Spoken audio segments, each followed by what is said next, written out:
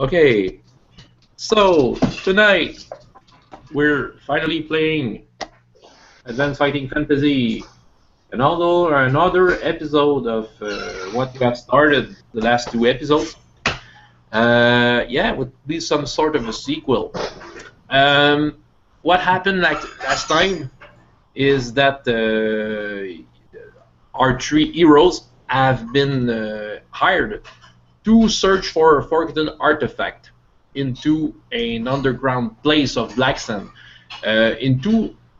It's called Carsipolis. You know, the ancient city that was there before black sand, and uh,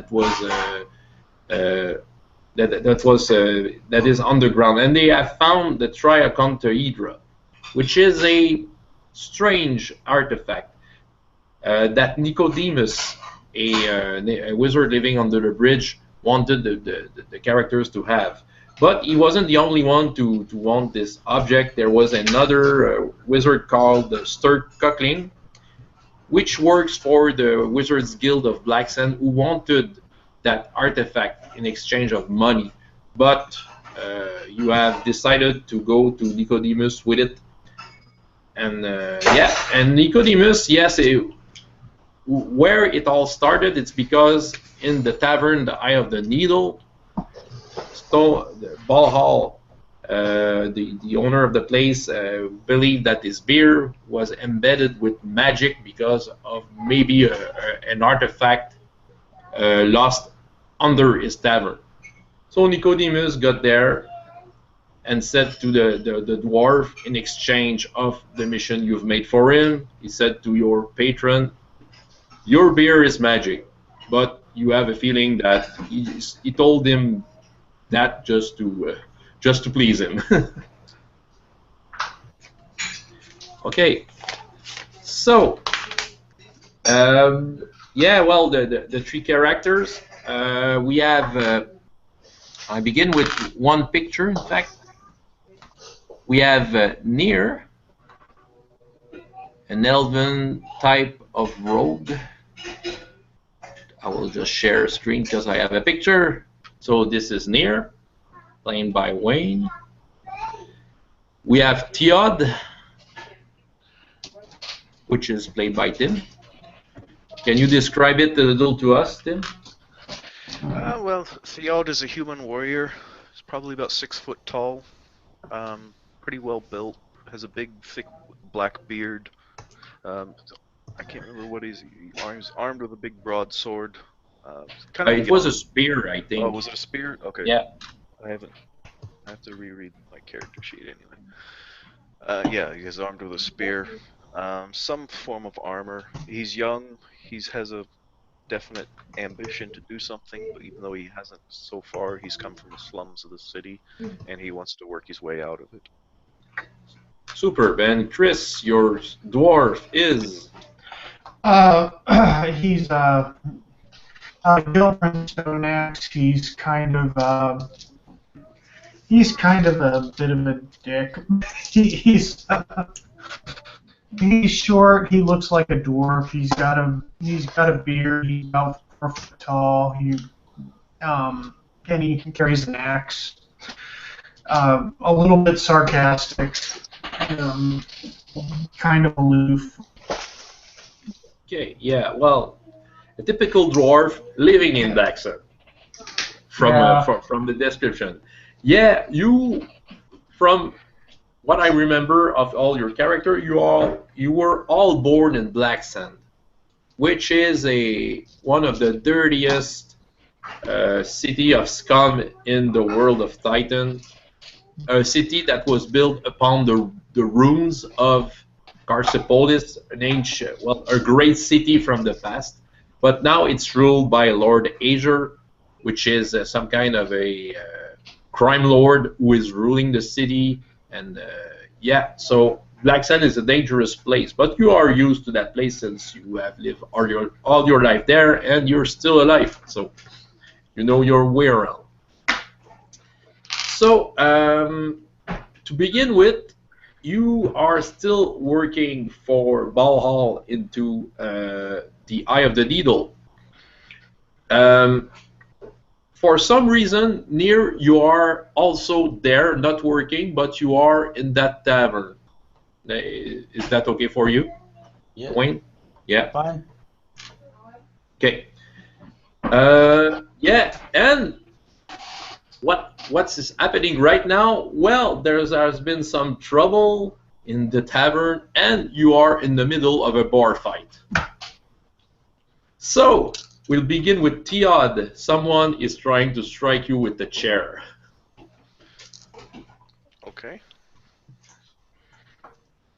Some kind of a toothless pirate. Well, I'm going to. Can I avoid the chair, or what? Yeah, you can fight. Well, you can be defensive, or if you want to hurt the guy at the same time, you can do it. Well, have I been in a prolonged fight with this guy, or is it just like, did he just charge out of nowhere and start swinging a chair at me? Well, you probably just downed a guy just before. You probably just stunned a guy just before the scene. You are in the middle of a fight, and that guy is coming from behind, and you just saw him. Okay, well, I'm definitely going to be defensive against him. Okay, so you do your attack with your spear skill, and you add 2 to your attack. Well, I'm probably not going to try to kill the guy unless he's. No. I mean, I'm probably just going to be using like a chair or a stool or something. As well. Yeah. Well, it's probably the weekly bar fight. You are used. I don't want to be the murderer of the place, so I'm probably just using a bar stool as well. Okay. Okay. So you do your attack and you add up your 2 to your attack score, which is skill plus your spear and 2 to the total.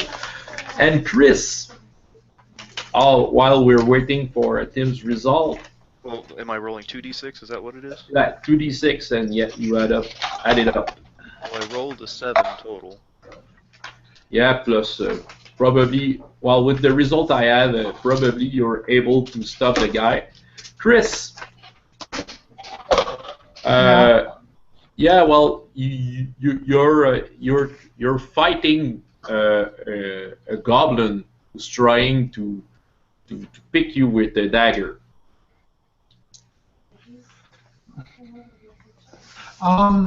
Okay. Well. How big are goblins in this world? He's a little shorter than the dwarf. Presently, he's standing on a table, so he's some kind of over you. You know, he's a little taller than you in this situation. I'm gonna grab his legs and pull him off the table. Perfect. So, if you have a bare hand attack, I don't know. I just don't remember how it's called, but it's you use it. Otherwise, yeah, you just got brawling. Okay. It's value 1. So you add your 1 to your skill, and you add up 2d6 to that. Okay. And I rolled a 3. I guess. 4 altogether. Well, I guess you got 11. Well, the little goblin, that little bastard, rolled for your armor. Got through you. It's like, you little bastard. Did you roll for your armor? Oh, yeah. It's just 1 dice. Okay, well, in that case. I rolled 2. It's probably 0. You lose 2 stamina points. Near. Okay. Well, you're in the middle of a bar fight. You yourself, and there's no one against you right now. Everyone seems busy with someone. Do you want to join the fight? Or do something else? We'll try to punch the goblin, maybe. Yeah, you're not that far from the goblin, so you can hit him on the back. What are you doing? Maybe pick up a chair and try break it over his back. All right. Back of his head, maybe. Okay. Try knock him down. Okay. For the attack, just use your skill score for the attack. You add up 2 dice. Oh, this mouse. So that's a 9 in total. It's actually a fumble. It's actually a fumble. 2 ones. Okay. Roll 2 dice. That's a great start. Yeah. Well, we've all been drinking. So your 2 dice gives you what? 7 and 2 ones. 9. 9. It's two dice, huh? Yeah, 2 ones. Okay. So okay, all right. It's thrown beyond enemies. Well, you try to hit him, but maybe your hands are too sweat, and your chair just got passed over its head, and it's smashing on some bottles on the table. Okay. Okay. So Theod, you stop the guy with the chair, and he's enraged against you, and he still wants to hit you again. Okay. He's screaming without its teeth.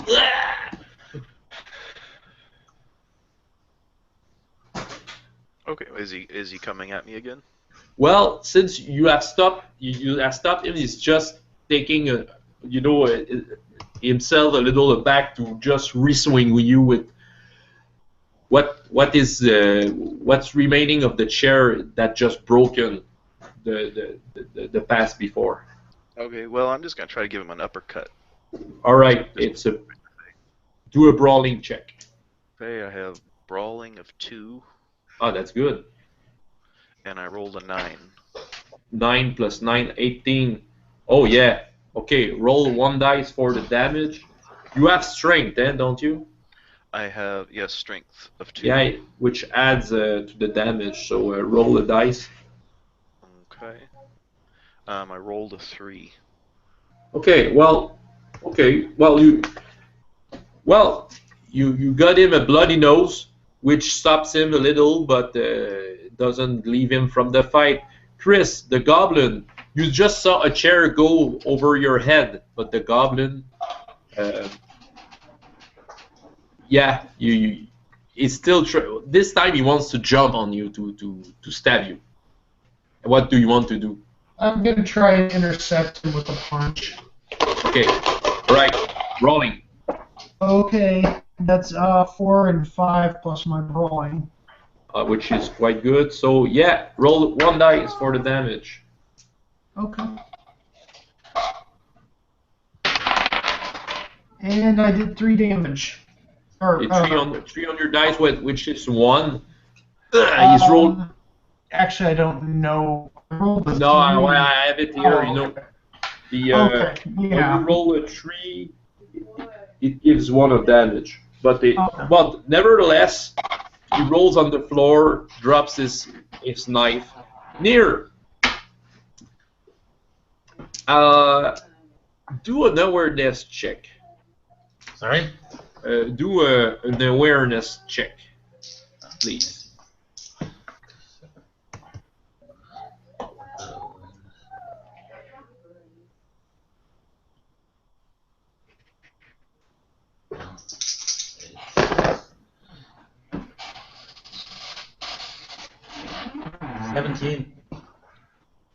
You have to roll a equal or less for awareness. Sorry, is it? What we got? 7, 8. Yeah, 8 on the button. And you have it. I have 8, 7 and 1. Oh yeah, that's perfect. And your score, awareness score is 8. 8, yeah. Okay. Whatever. Well, after you saw your chair smash on bottles and you saw the goblin jumping off the table, it leaves you a window to see something in the eye of the needle that's quite unusual in this fight period. On the table far away, there are 2 clients who are casually drinking their stuff, and you recognize that Nicodemus is one of them. Oh, okay. So yeah. No, now what's going on is that one of the side that started the battle is taking over the other side. That was a well, that brought the trouble into that battle. So everything is coming quite calm right now. But Tim, your toothless guy, is still enraged. He didn't like you to make his nose bloody, so he Okay. wants to grab you and push you into a table. Okay. You can do something against him, or I'm gonna try to faint. yes, okay, which means that you have to win that round to make more damage to him. So roll Oh, simply. I rolled 2 6s. Oh yeah, you made a critical. Okay, roll a dice. 2 of them or 1? Roll one dice. Roll 1. Yeah, I rolled a 2. good. It's 1, and you made a feint. 2, 5. Okay. Well, actually, you grabbed the guy in some way of your choice, and you can throw him wherever you want because you Yeah, have. he's coming at me to try to grab me, and I bend down low and I grab him by the hand and reaches my hand up and grab his shoulder and do it up over the shoulder toss and throw him across the room, and he lands on a table and splinters into pieces. Okay, I will roll a dice. If it's okay, shows odd or even. Tim, you can choose odd or even. Oh, okay. Even. Even. Okay. If it's okay, it's you chose even. Sorry. Yeah. Okay, I had even. Do you want it to? Do you want him to land on the table where there's lion or not? That's Where the there's question. what? That is some patrons drinking or not. Do you No, want I'm him trying to? to avoid hurting the other patrons. Okay, perfect. He's just smashed down a table and when he lands on the table, it breaks a little. It does on the side, and two of the patrons that was involved in the fight just take him by his slacks and goes outside the bar with him. You don't know what will happen to him after that. Well, I follow after him and I grab a leg of one of the chairs and just throw it at him. He's like, and stay out! Okay, Chris, just to finish up. Seeing the goblin, seeing that most of his friends are losing that fight, he's trying to get away with his dagger. Do you do something about it? I say to the goblin, well, if you don't mind, and I sit back down and start drinking my beer again. Yeah. Well, you fortunately you find your mug that fell down the table, but it fell just okay. Just felt like that on the ground. So yeah, you just spilled a little your beer. Okay. So Valhall, who was also fighting someone, tells, okay, that was close. And he looks in the corner, and he sees that Nicodemus is there with someone else, and he looks surprised. And oh, Nicodemus, well, any one of you have noticed that they were there. It's kind of as if they appeared during the battle. And Nicodemus, with his friend, another aged man, is saying, "Well, Valhall, I want to talk to your, your two employees. You know, the great guy, the dwarf, and all the while, the elf there. Come at our table." So. Shrug. With him. Yeah, we joined them. I joined them anyway. So when you sit down, I will just show all the while a photo of Nicodemus, just for the fun of it. Well, you see Nicodemus, who is, you know, when you sit down. Well, near you have sit down. Did Gilbran and Thea join too? Yeah, yeah. Okay.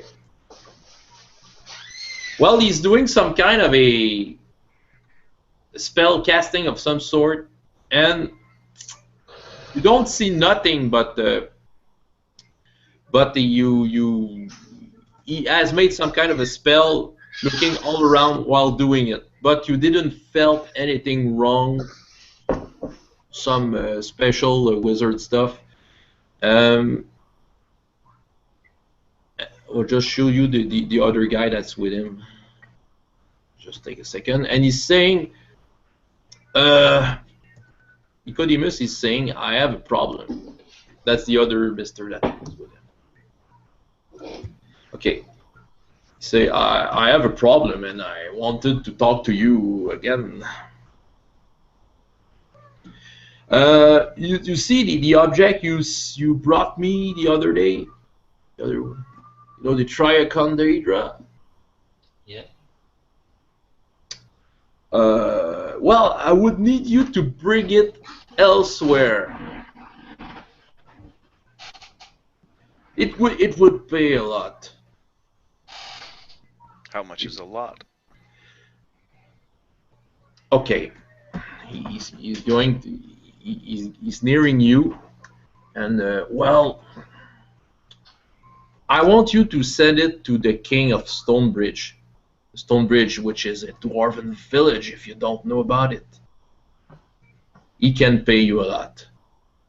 He can pay you a lot of gold piece, and even gives you gives you something dwarven made over that. I can guarantee it to you, but it could be very important. And why I'm asking you, because I wouldn't bother you with that stuff, but it's because you were able to bring it to me, so I'm not taking any chances here.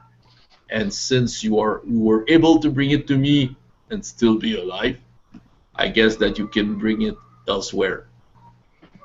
And how many days travel would Stonebridge be? If I remember correctly, it might be 3 days of travel. I see. Can I ask, is he going to pay our expenses for the trip? Yes, I can give you some stuff. It's very important, you know, that tricontaedra. I can tell you that, you know, you seem, even if you are a blacksmith type, you seem quite honest in some way. The tricontaedra has been acting strangely. It's been putting my laboratory upside down. The other man that is with him is saying, oh yes, it was quite unusual. Oh, by the way, I haven't introduced you my colleague, Yastromo.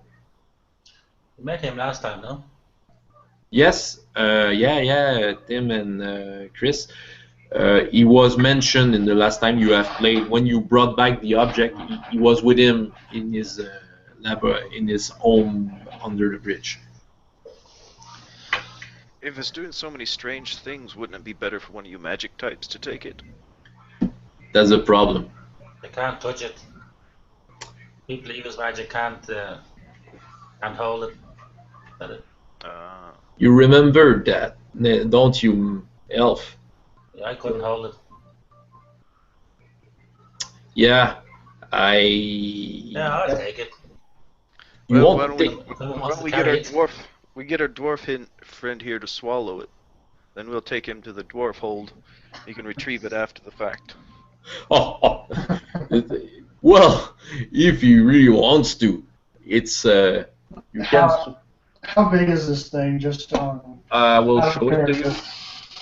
Yeah, it has changed color. He doesn't have it with him, but he described to you that it's, well, it's some kind of ruby, but it's light as a feather. If you remember when you held it, I think it was, and he's looking at you, Theo. You were the one who held it in your hand. If you insist, I've been drunk since then. How many days is it to Stonebridge anyway? Well, it can take 2 or 3 days. He's looking at Yastromo. Oh yes, I have a map, and but at the same time, you see that he seems to be in pain. You know, he looks like an old man with lots of different pain that you have when you get old, arthritis and stuff like that. I will share with you a map. Now he's putting a map on the table. Okay, so you see my moving cursor, my moving arrow. Okay, this is Black Sand, and this is Stonebridge. Huh. So there's many ways to go there. Of course, there's my water, but I don't recommend it. So I will just open some brackets here. Chris, you're a dwarf that were born on Black Sand. Did you know your parents? You have to. Your answer is the good one. No, I didn't. I was probably. I was born in Black Sand, but I'm probably an orphan. Yeah, there's lots of chance of that. Okay, you may be the one who may, even besides that, you're the one who may know the much about Mire Water, which is another dwarfen village, but they are very, well, they are not very pleasant. Okay, they are not very welcoming. Okay, and they are very jealous of Stonebridge. So going through Mire Water, it's your choice, but you know that they're very unpleasant. There's that river here. You can go by water. You can go by the road. Well, you have a choice here. And the Dwarfwood Forest, Yastromo is looking at you. Well, I don't really recommend going through the forest. There's lots of dangerous stuff over there. What if we stay on the river? It's your choice, but maybe just skirt around the forest. Is that the black dots? Their roads, are they? yeah. Go the other way, cross the river, and then just okay, skirt around the forest. Yeah. Okay. Is that where you see you see my cursor moving? Is that the one? No, below, down by the Catfish River. By the Catfish River, which is the river, and go between the Moonstone Hills and the Darkwood Forest. Okay, going so where my cursor is. Yeah. Well, Yastromo is saying to you, well, here where let's say it is finger that is moving. That's where I live.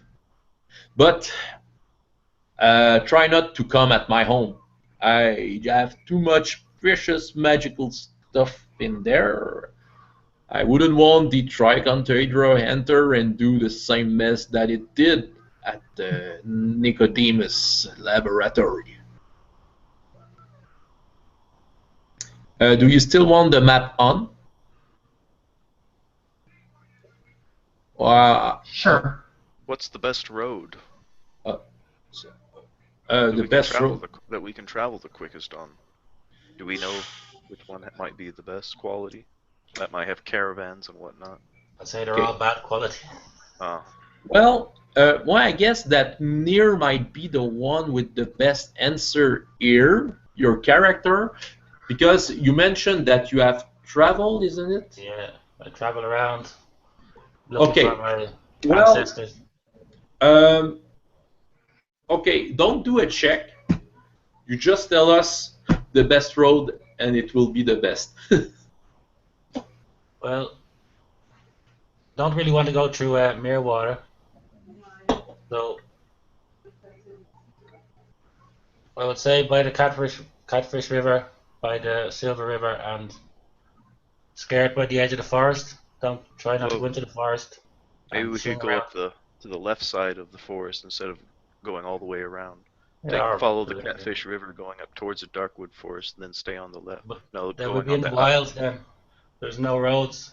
Not a road. Hmm. Can you put up the map again, please? Sorry. Oh, is it? Do you see it? Yeah. If Okay. we leave the road at the Catfish River, then Okay. no, there's not going to be a bridge there to cross the river. They're going to be in the wilds.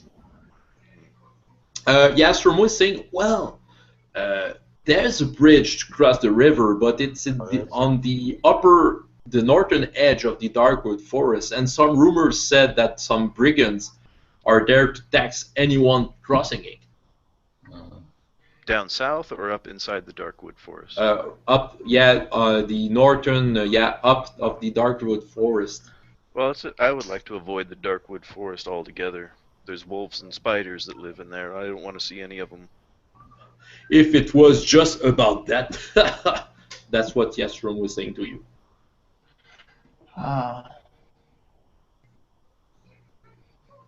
It might take a little bit longer, but probably your recommendation of going down south and around the Darkwood Forest would be best.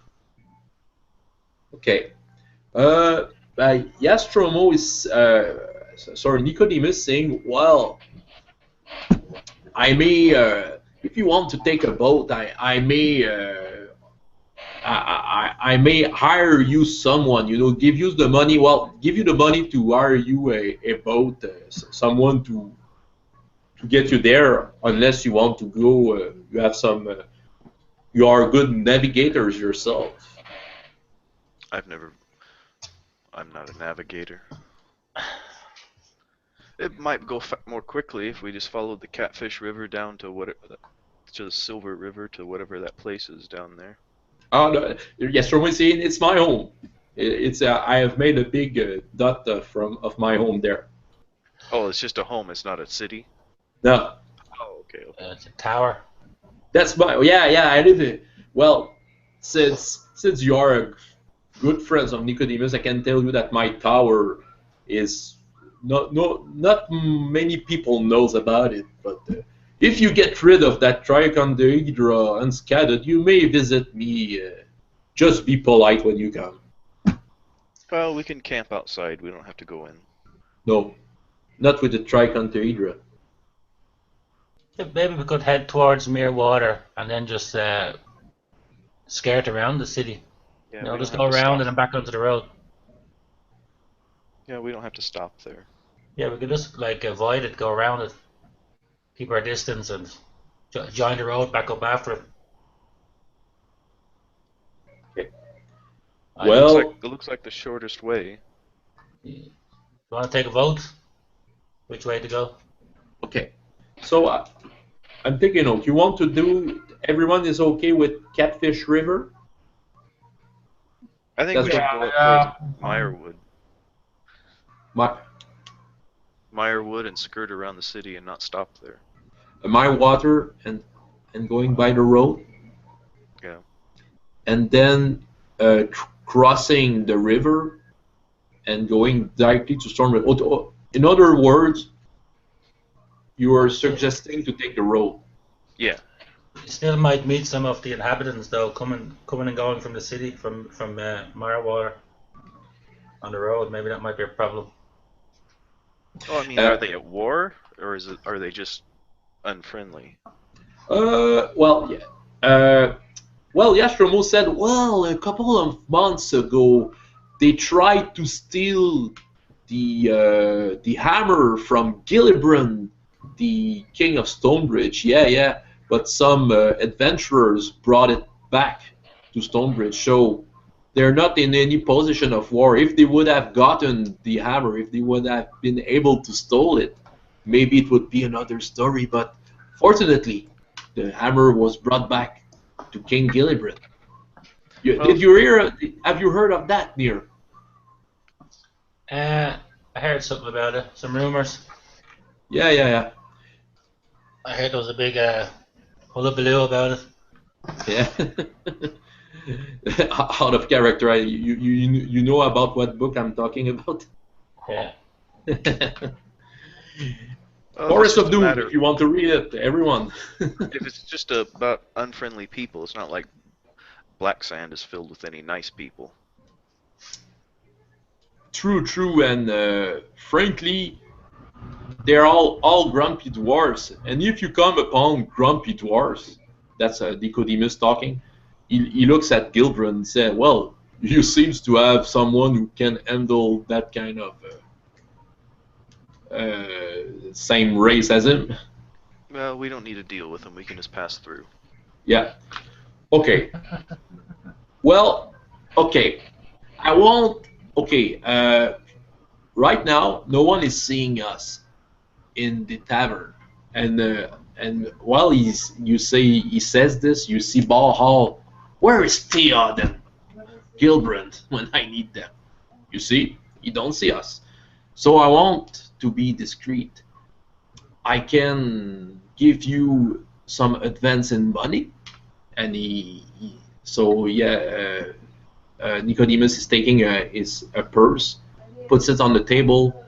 There's enough gold in there if you want to get some rations for the travel, and if you want to hire some transport of some sort. And I have already written a letter, so he's giving us some kind of a small parchment which is sealed with a strange symbols on it, which is for King Gillibrand of Stonebridge, which will award you. Okay, what I can tell you about it, I may share the secret in there. I have no reasons to hide it from you. I will ask Gillibrand to keep the tricontohedra, find a way to send it to Fontaine, which is the dwarven greatest city in the continent. Because the tricontohedra was dwarven made, in fact. They were made by dwarves, so I guess that it's not lethal for dwarves unless they can use magical abilities. But dwarves don't use that much magic. They just build great stuff. As long as we get paid, I don't care. You will be. So I think maybe to avoid Water altogether, because if they're jealous of Stonebridge, so if they find out what we're carrying, there might be a problem. Just skirt around it or just go straight through the city without stopping. I think it's a bit risky, maybe. okay. Okay. Now, Nicodemus is looking at you. Okay. When you are ready, come by the bridge and come take the tricontohedra yourself. I can't bring it to you. I'm just afraid to know what will happen if I touch it. Okay. Yeah, well, it has some strange, and Astromo, yeah, it has some strange properties. It can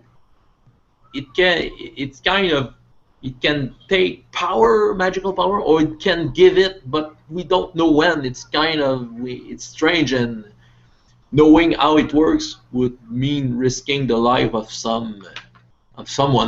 Well, let's see if we can find a caravan to ride with. Otherwise, we'll just have to rent some service. Okay. So we will leave you now and come by a little later during the day. Come take the tricontohedra and good luck with your travel. And they stand up and they say, so yeah, I hope we'll see you somewhere in the near future. And they're going out of the bar.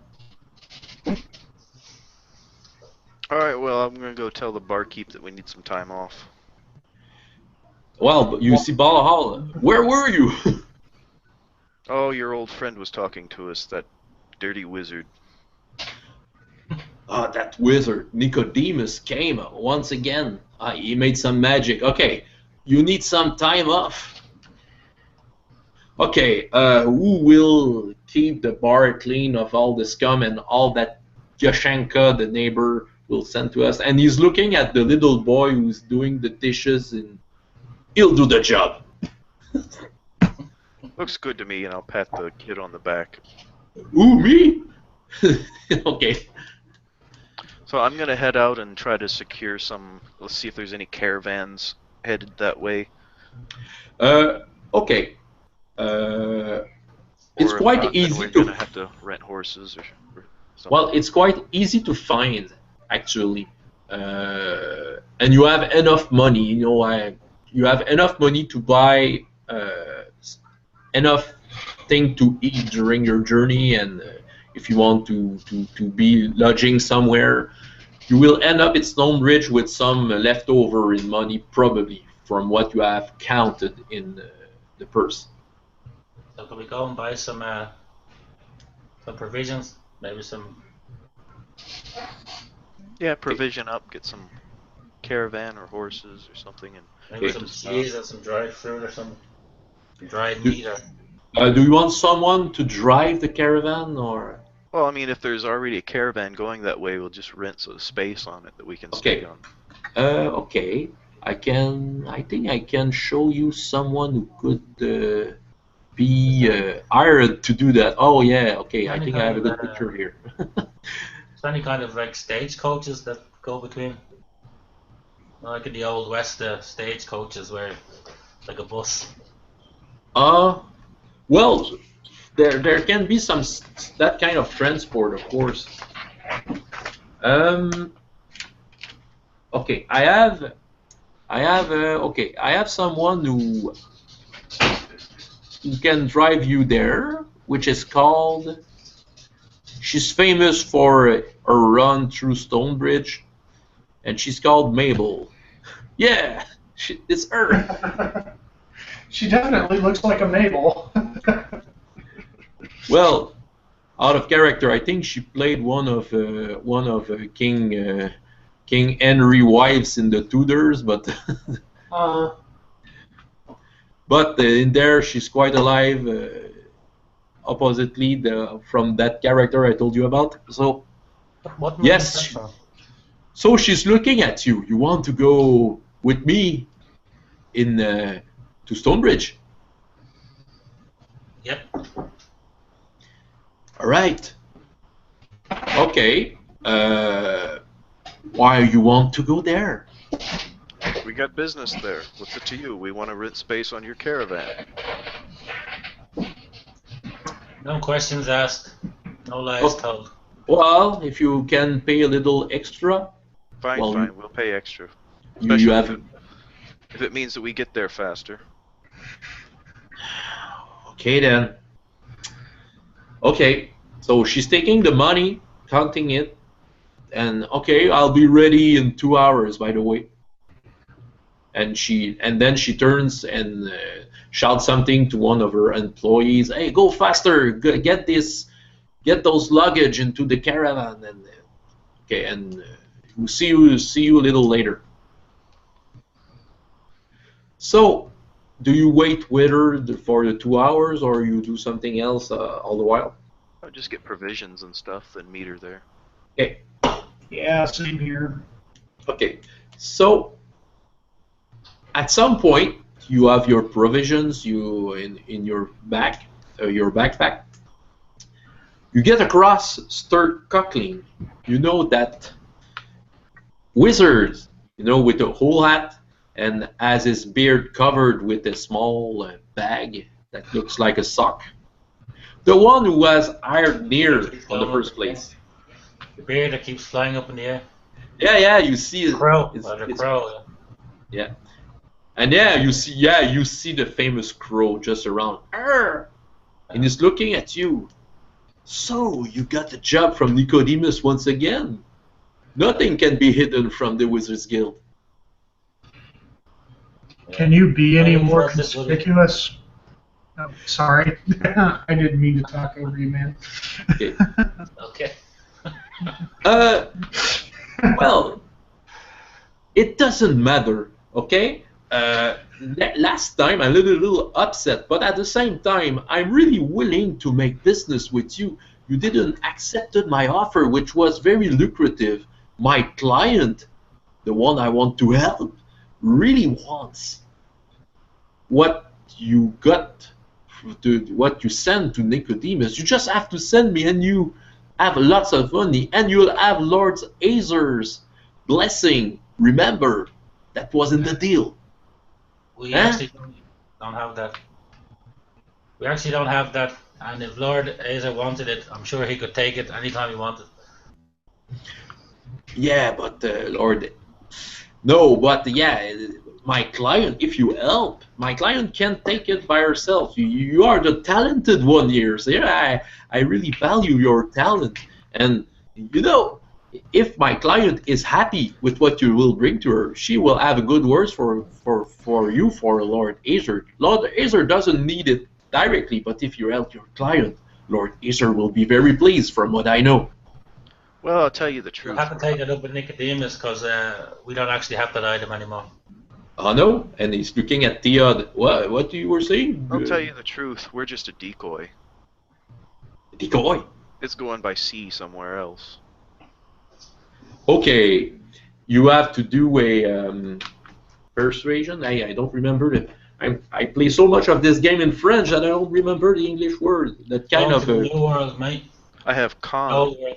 con. Okay, that's con. Yeah. I have con at 1. So you have to skill plus con equal or less. Okay, skill is 7. So you have to roll 8 or less. I rolled a 4. Okay, he's it's going over the sea. Going to the old world. To the old world. Yeah. Oh, there he could do that with that object. Galantria or Galanteria. Okay, Galanteria. Okay then. I'll check that out by myself. Something got to do with the crown, I don't know.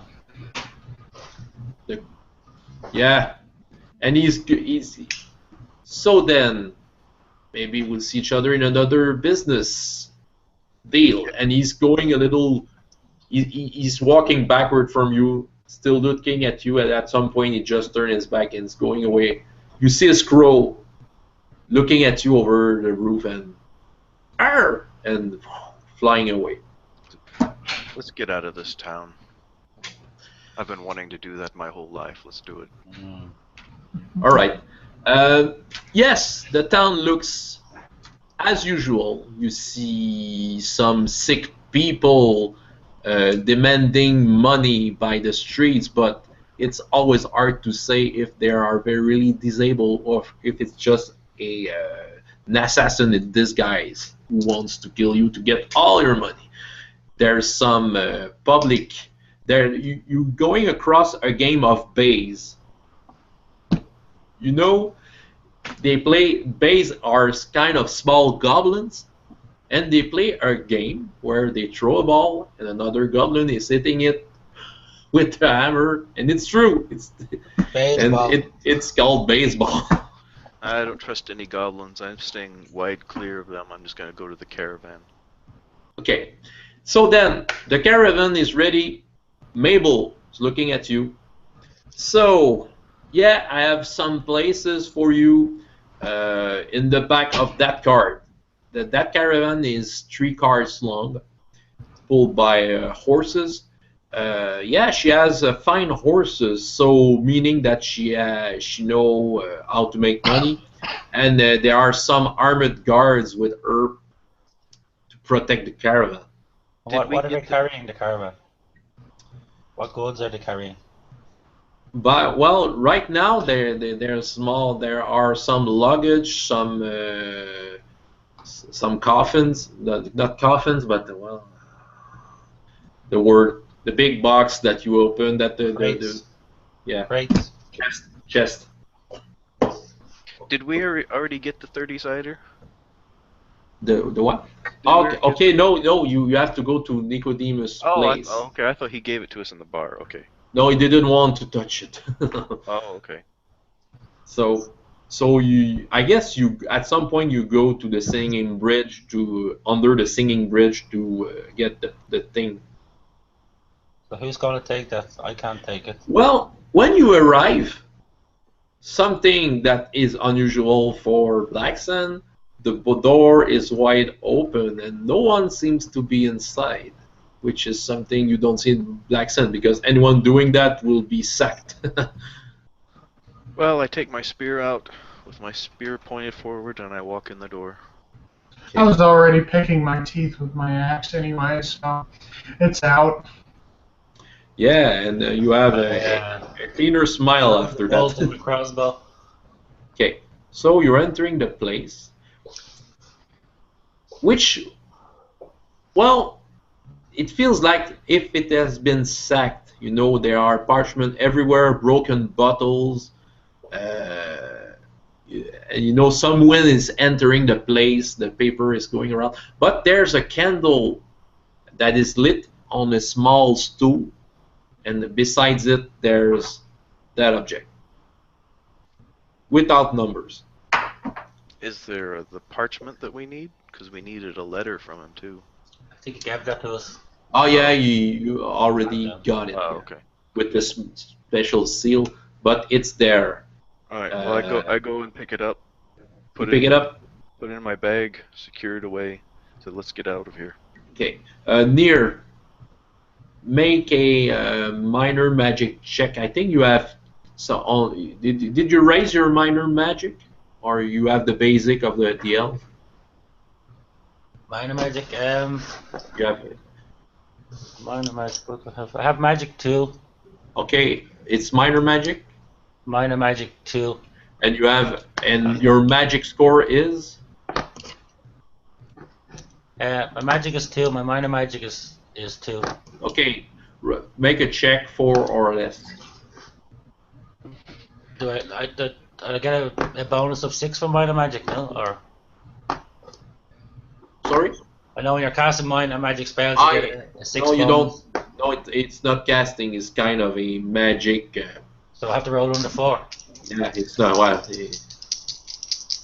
Might work. I doubt it. No way. Okay. 7. Of course, entering Nicodemus' place when you are attuned in magic is some kind of a strange feeling.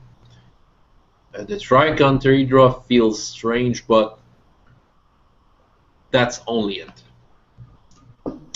Okay then, Theod, you have the object in hand and you are quite safe. So, you are in Mabel's caravan. I guess you are ready to start this voyage. Yeah, immediately head back to her caravan. All right. So yeah. So she's going through the streets of Black Sand, and yeah, some of her some of the guards who are working for have whips in their hand because they whip out some of the annoying people that may come to your caravan. They are whipping them just to get them away. That's a great way to not necessarily shoot them or kill them with the sword. You know, they have one sword in their hand and they're whipping the other. Get away! Let Mabel pass. And then, I'll continue. Sorry. okay, no problem. Well, I have nothing else to say. That you're going out of Black Sand, and it already smells better. Just 15 minutes out of the city. Fresh air. Well, yeah. Well, the road is very busy. There's lots of circulation in and out. There's lots of circulation, lots of caravan going in, and some lone travelers. Some of them, by the look on their face, you know that they don't know Black Sand. You feel that it's the first time that they go there, and you can. Sometimes you feel that maybe you see that guy and probably you won't see him anymore ever because you have a feeling that those guys don't know what they're doing by going in Black Sand. Not gonna make it. Okay. And how many guards is actually on the caravan? There's Mabel, and there's 6 other characters. One of the I have maybe a picture of one of the most muscular one, if I have it. They're all mercenary types. Yeah. They have no uniforms of some sort. They're just guys who are paid well enough to be loyal to Mabel. Yeah, to Mabel. Yeah, look at this one. Yeah, looks like a badass. Oh, okay. Do we actually know Mabel? Nicodemus knows No, her. I don't actually. trust her. Sorry. Nicodemus knows her. Maybe.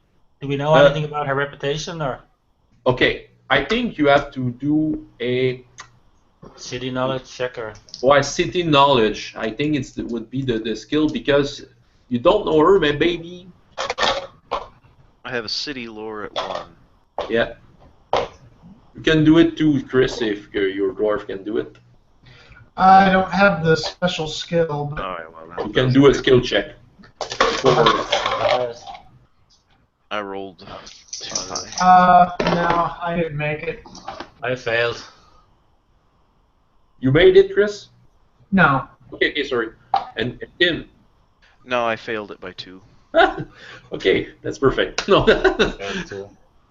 Well, you never saw Mabel, but there are so many people coming in and out of Blacksand, and so many merchants. Yeah, there are so many merchants that comes over there for the first time, and you don't see them anymore because they're too afraid of coming back. But Mabel seems a confident woman.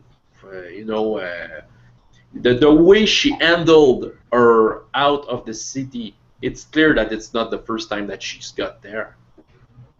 And well, she's very talented just for such a caravan. Yeah, to get rid of the problems that way.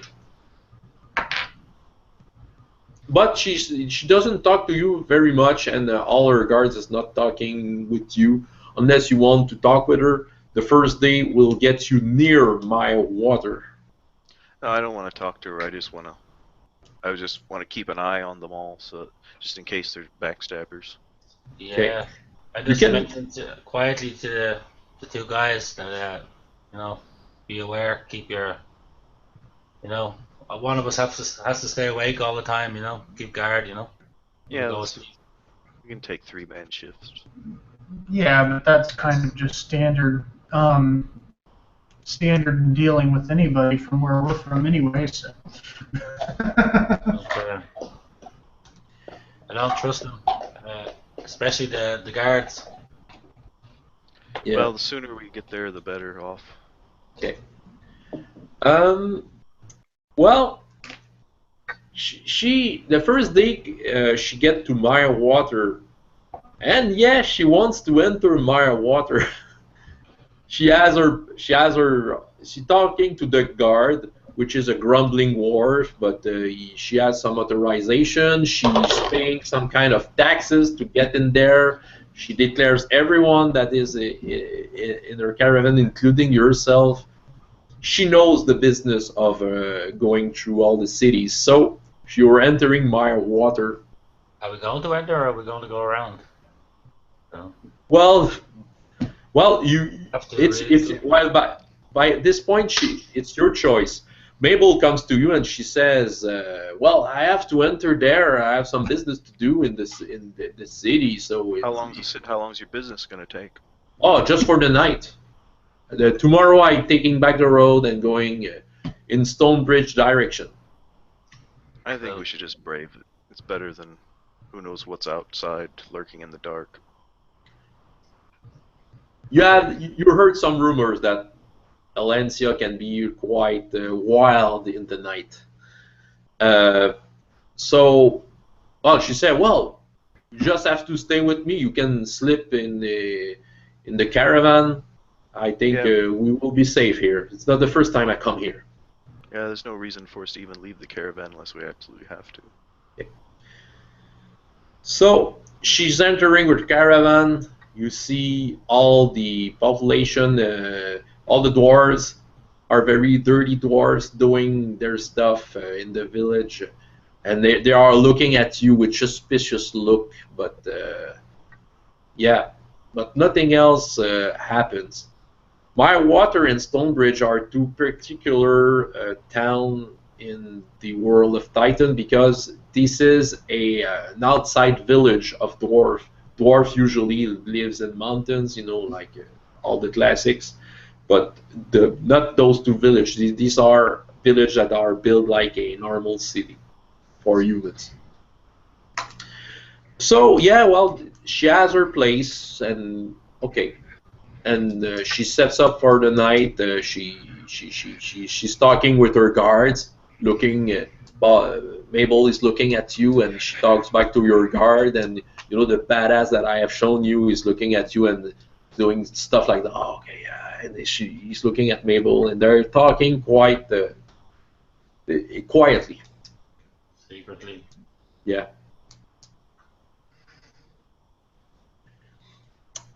Unless you want to do something else, while you're trying to be just aware of what's going around, I guess. How's the reception with the dwarfs? Are they giving us dirty looks, or are they friendly? Do they seem friendly, or? Oh no, not at all. They don't. They don't. They don't feel. They don't like strangers, obviously, especially elves. Yeah, you should definitely. Even if they're with a dwarf. Yeah, you should definitely stay out of sight. Hide. You can do all an awareness check if you want to actively watch your back. Oh, I made a 3, so yeah. Yeah. I passed 6. And you did? 6. Oh, okay, I didn't roll. Passed. I rolled an 11. Okay. Tim, probably at some point you're very tired, so you're not you just sleep, and D2 well, Gilbrand and Near. Yeah, well, the Mabel guards sometimes look at you with a strange look, just trying to observe you, but it doesn't go more farther than that. You got through the night, nothing happened. Unless you want to make something happen. No. I don't think they'll try anything here in the town. No, it's not a good place. So in the morning, Mabel is waking up everyone by the first light. Wake up, everyone, wake up! And she's clapping her hand. Wake up! And she's going by your ears. Going back. Okay, so you're going out of Mirewater unscathed. So during the day, yeah, everything goes as planned. I will just show you the map back. The map. So, but at some point, an obstacle happens. You are between some low hills that are somewhere here. And there's a big trunk blocking the road. And you're the only one on the road right now. So the trunk has to be removed. Well, let's see. Wayne, what was your character's name? Near. Near. Do you want to, before we get anywhere near close to it, do you want to sneak around in the woods on the side to see if there's anything lurking about? It looks too much like a trap to. Looks too much like a trap to me. Yep, no problem. Okay. Okay. All the while, Mabel comes to you. Hey, you! It's Tia. Your name? Aye. You seems. I think you could help us get that thing out of the road. You seem quite strong. And she was looking at Gilbrand, and yeah, maybe you could give a hand too. Hold on a minute. We're gonna just go take a look around, see if it's a trap, if there's any I have brigands. trap knowledge. That's any use. Okay, you could use it. Yeah. Kind of trap. Roll. 7, 8. Yeah. You got it. Pass Okay. by 1. Okay, I will explain to you what happens. But Tim, Theod and Gilbran, do you do something right now? No, I'm just explaining to her to hold on for a minute. We're just gonna check out Ah, the road. You know, we never know. Bandits could want to assault us and then pick us clean It's too as convenient. we're. It's too convenient that this has just happened to be blocking the road right here. It's a tree trunk, is it?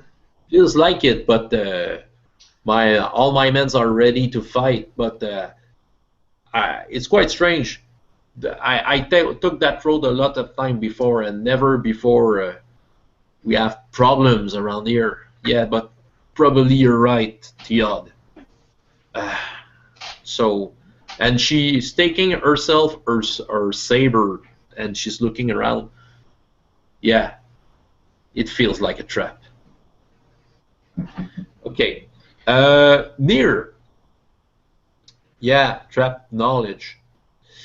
You're looking around and you find some traces on the ground, which looks like big barefoots with only 3 toes on them. Just point it out to everybody. Look at these tracks.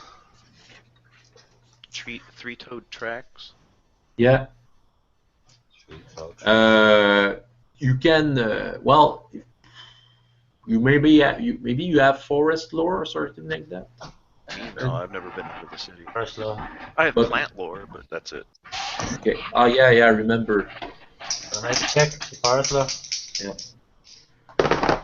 Yeah, passed again. 7. You have. Yeah, passed by 1 again. Yeah. Okay. So you have it. So you look at the traces and Yeah. you have you remember something from one of your travel. Someone you were traveling with some priests of some sort. You don't remember what religion he was, but he saw those tracks and said, "Oh, I think we'll have to take another path, my friend." That's what he told you. He said to you, "These are trolls."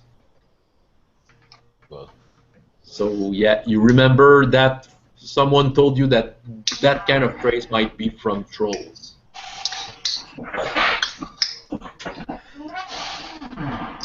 Trolls. Yeah, trolls. Well. What are you doing near? are we? Where actually are we? I don't know. You were you were an hour from the Red River. We're on the road from Mirrorwood to Red are we River. Are we in the open, or is there? Well, you're in the open, but there's some trees and you're surrounded by small hills. And yeah, I will just show you here. You are around here, but there are some hills around and some trees. It's not a dense forest, but there are some, high grass and some trees once in a while. Maybe I'll just try this around in through the trees to have a look. The other side of the fell tree. Okay. The passage. Okay. Perfect. You're doing that. You can see the traces are there. You know, they have been circulating, and at some point you see the grass that has been crushed and by the trunk that was probably pulled over there. You even found out the hole where the tree was probably taken out. You know, it was probably Was uprooted? yeah, unrooted. All the while, Theod and Gilbran, Near is not coming back. And you can do both an awareness check. Just- I went 5, so yeah, I beat it by 3. I have an awareness of 2, but I rolled an 11. Okay. What's your skill? 2. Okay. So you got it. Skill is 7. Yeah. With 11 you miss. But Chris, you passed, isn't it?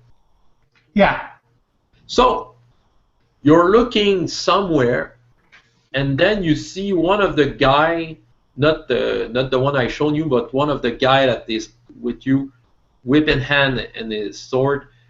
He's kind of taking a piss somewhere in the high grass, and you're the one who sees that. You see a hill troll coming out with a big branch, and he will struck him in the back of the guy. You're maybe 10 meters from it.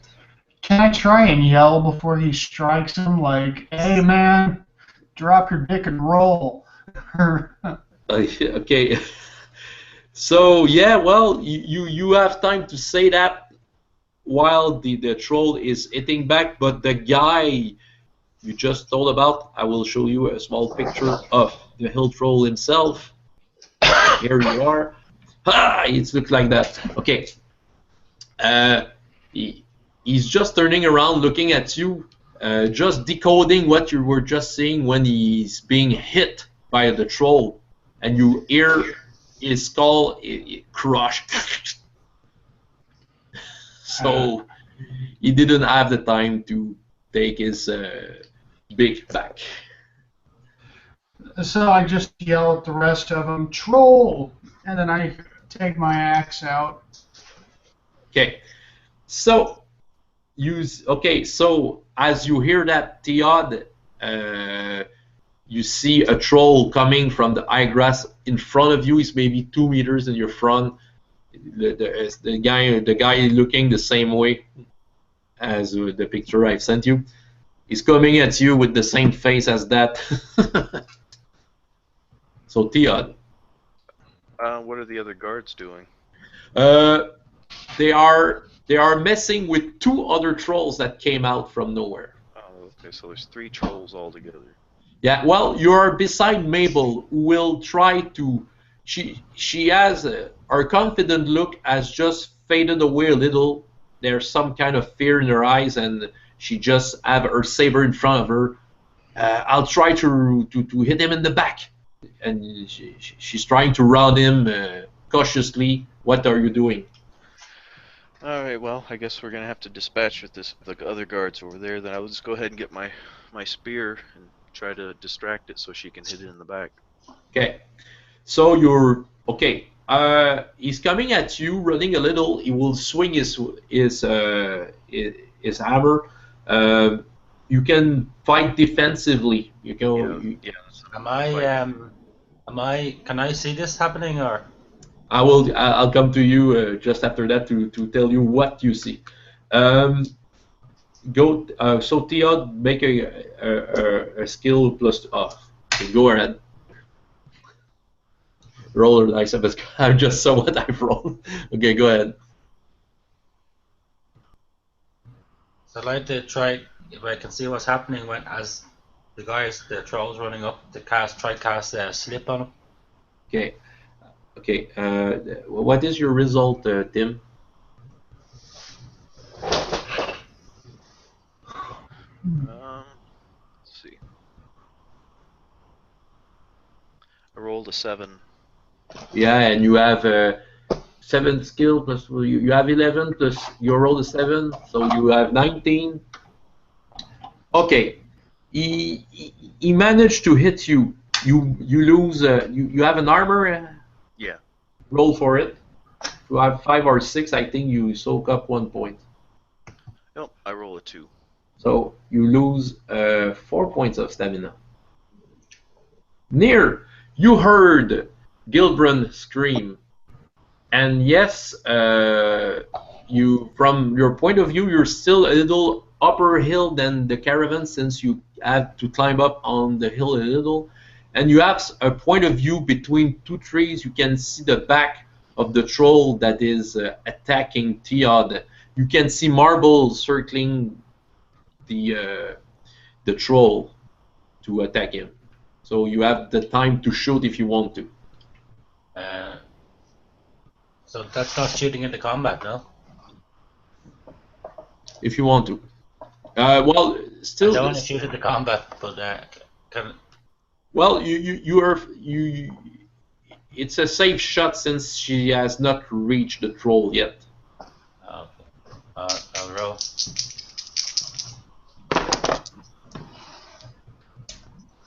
7, 8. 15. 15 total. No, their quarrel just it's just lost in the vegetation. Marble is. Sorry, I made a mistake. It's let me just get the sheet up. Okay. 7, 8, 9. It's 17. 17. Yeah, that the two bows. Two. Okay. Yeah. Okay. Now the quarrel puts itself in the back of the troll. Just make a damage roll for it. And I have the crack shot as well. Yeah, I think it adds up 1 to the damage. Yeah. 4. 4. So it's make 4 damage. Yo, you rolled a 4. Yeah, 4. 4, which means which means 3 damage, is it? Yeah. You made 3 damage. Okay, the ill troll has been absorbed by this attack. It's looking around, and as he looks around, Marble just jump in the air and take the occasion to hit him. Will she do it? Well, she's able to land an attack on the troll, which wounds him a little. Chris, the troll.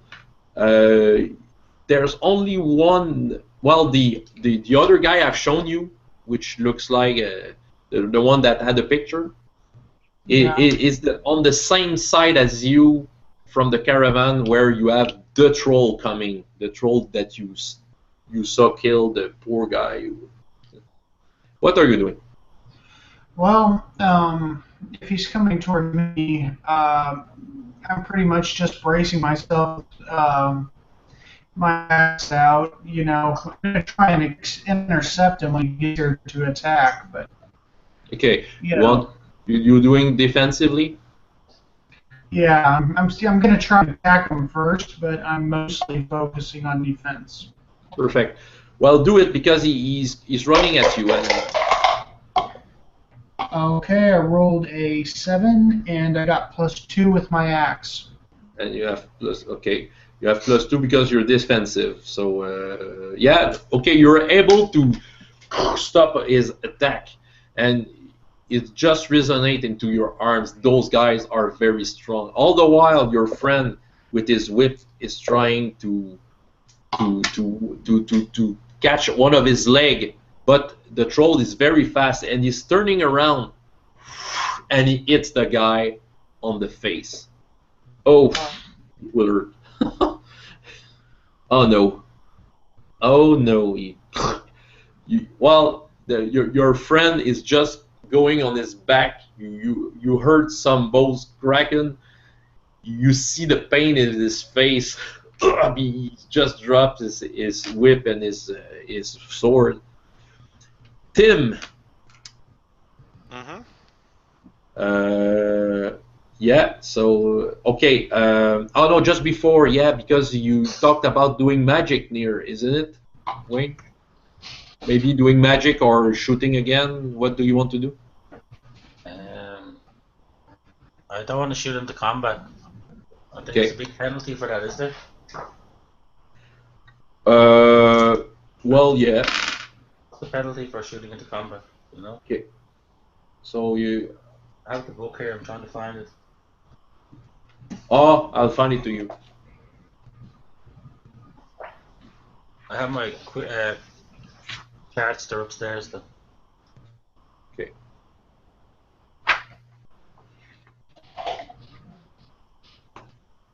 No, I don't. I don't see any Well, there definitely is some any kind of. penalties for that. So if you want to try it, go ahead. But it's kind of a. I can. Okay. Let's see. Let's see. There's a -4 to your attack since Mabel is attacking him and Theod too. Are you still trying it? So are any of these trolls still moving, or they're actually all in combat? It's in combat. And how far away am I? Mid-range. Well, maybe I'll just try the. Try it. Yeah. Well, Well, since Mabel in Theod is attacking it, you have instead of -4, you have only -2 because they are distracting the guy. 7, 8, 9. 17 again. 17 total. Well, your quarrel hits. Let's do damage.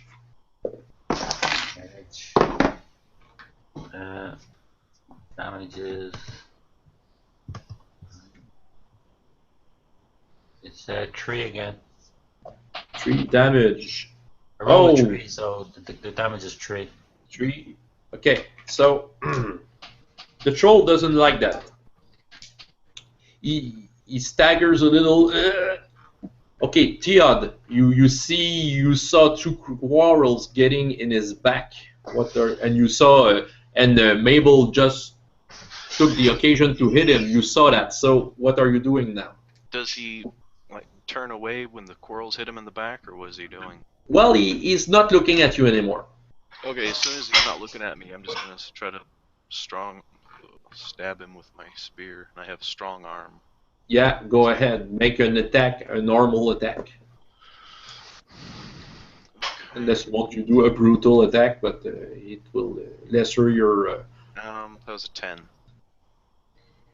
You rolled 10 with your dices? Yeah, a 6 and a 4. Okay, so while with what I have here, he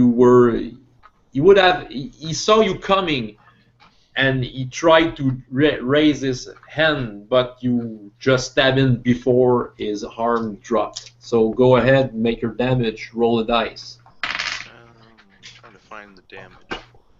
Okay. Oh, roll it, and I will say it to you. I have it in there. Do I add anything to it? Yeah, you add 1 since you have strong arm. Okay, so that would be a 3. 3. So you make 3 damage. Does he suck anything? 3, 3, 3. Oh yeah. You see in his eyes just change the shape, and he drops his big branch, and Mabel just thrusts her saber in its back, and he just drops his knee on the ground and falls just beside you on his face.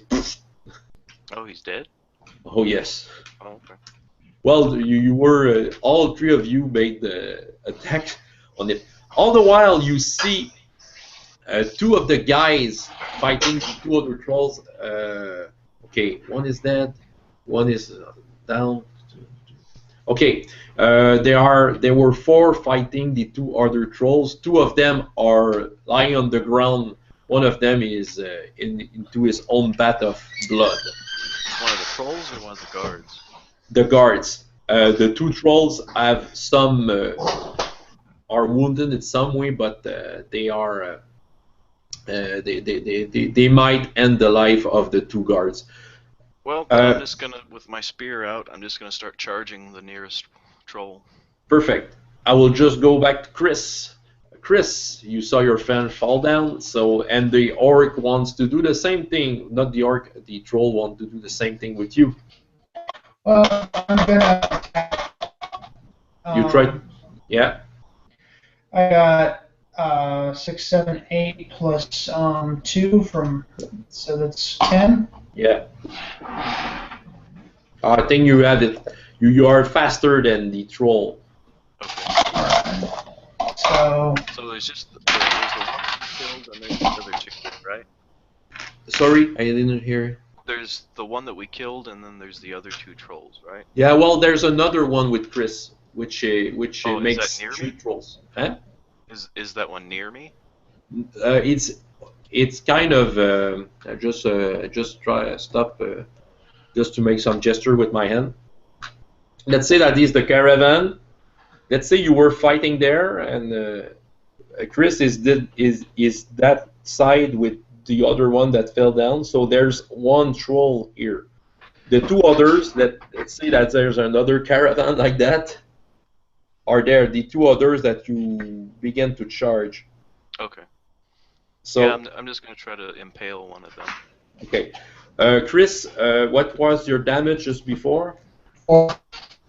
You rolled a 4 on the dice. No, I did 4 damage. I rolled a 5. Okay, so you got 4. Okay. Well, the troll didn't like it. Okay. Okay, near. Going back at you, you don't see, from your point of view, you don't see other trolls because you are hidden by vegetation. What are you doing? How many trolls are left? You don't, well, officially you don't really know, but you know that there are some of them left. Officially there are 3, but your character your character just doesn't see them yet.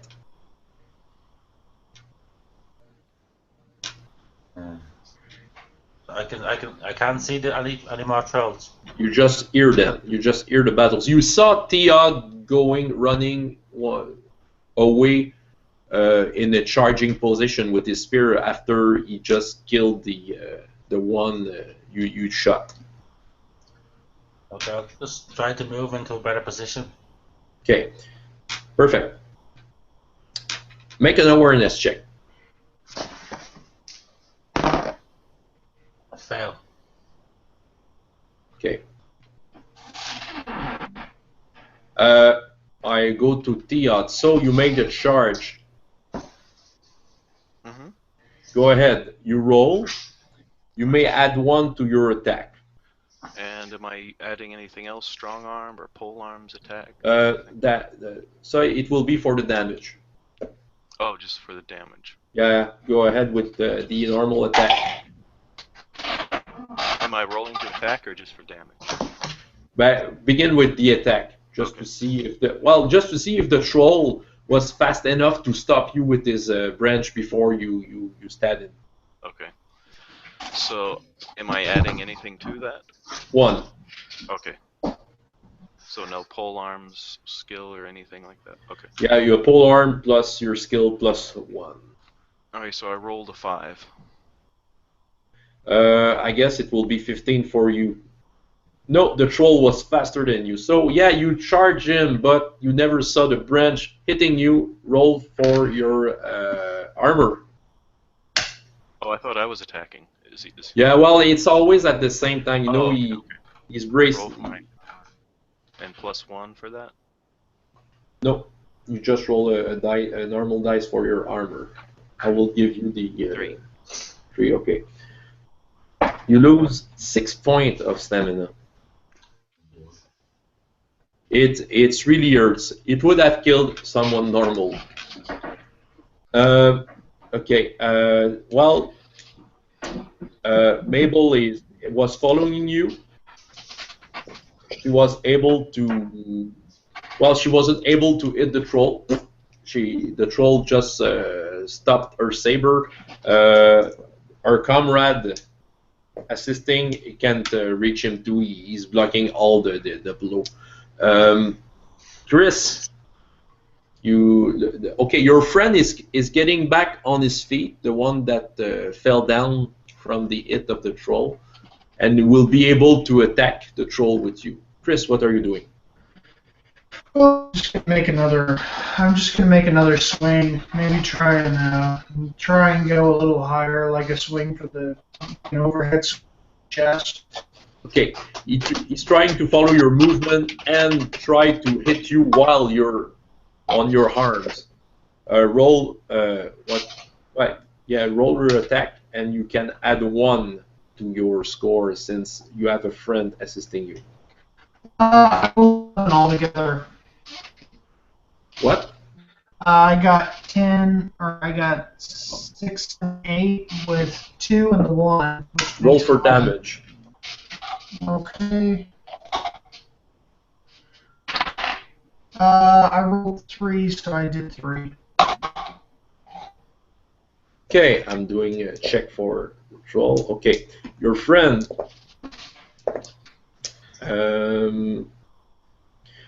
Yeah, he's trying to hit him with his sword, even if he's in pain, and the troll is faster than him. It hits him again. Your friend is going down once again. So yeah, you reached him, you damaged him. He made a small scream, but all the while he just make his arm like that to hit the guy, your friend coming behind. Near, you are in a better position. You can see the scene where you came back from the forest like that, and you can see that there are 2 trolls fighting. One of them is against Theod, Mabel, and one of the unknown guard. And there's another troll fighting 2 guards. One of them just was wounded, got back into the fight. And what's the range? Now you are in short range. It's actually a -5 shooting in the combat. Okay. So maybe I'll just try charge. Okay, so you're taking. Okay, are you taking the same one as Theod and Mabel? Who lost the 6 stamina? Theod. Theod, yeah. Whoever's taking the most punishment, I'll try to help them.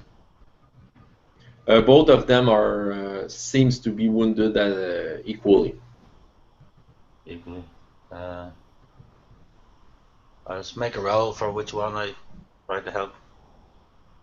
Well, it will be easier to get down the one that is already with Mabel, Theod, and the other one, since the more people you have on the same target, the more easy it is with. Well, bonuses. Yeah, I'll go for that. Okay, you charge it. I throw my crossbow over my shoulder and throw my sword and throw him down. Okay.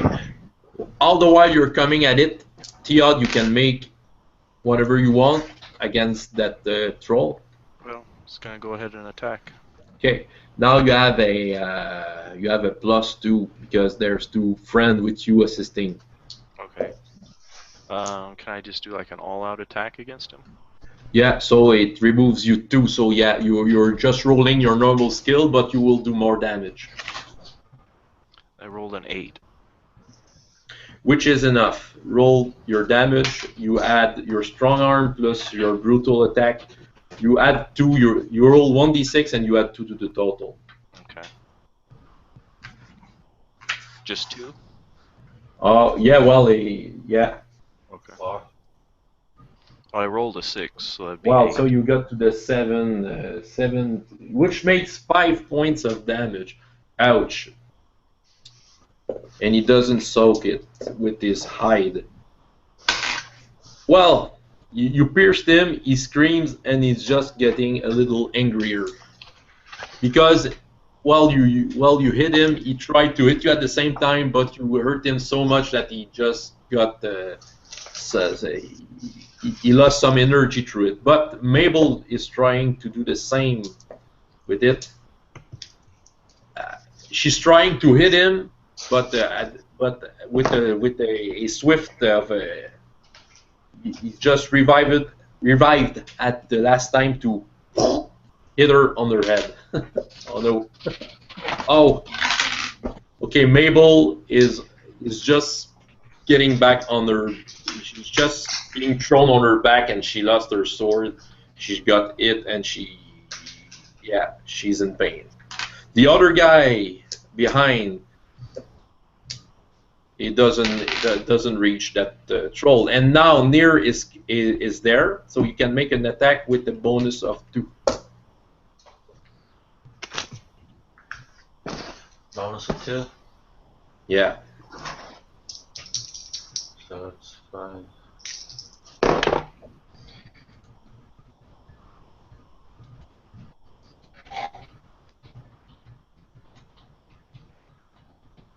$20 total. Oh yeah. Roll the dice for the damage.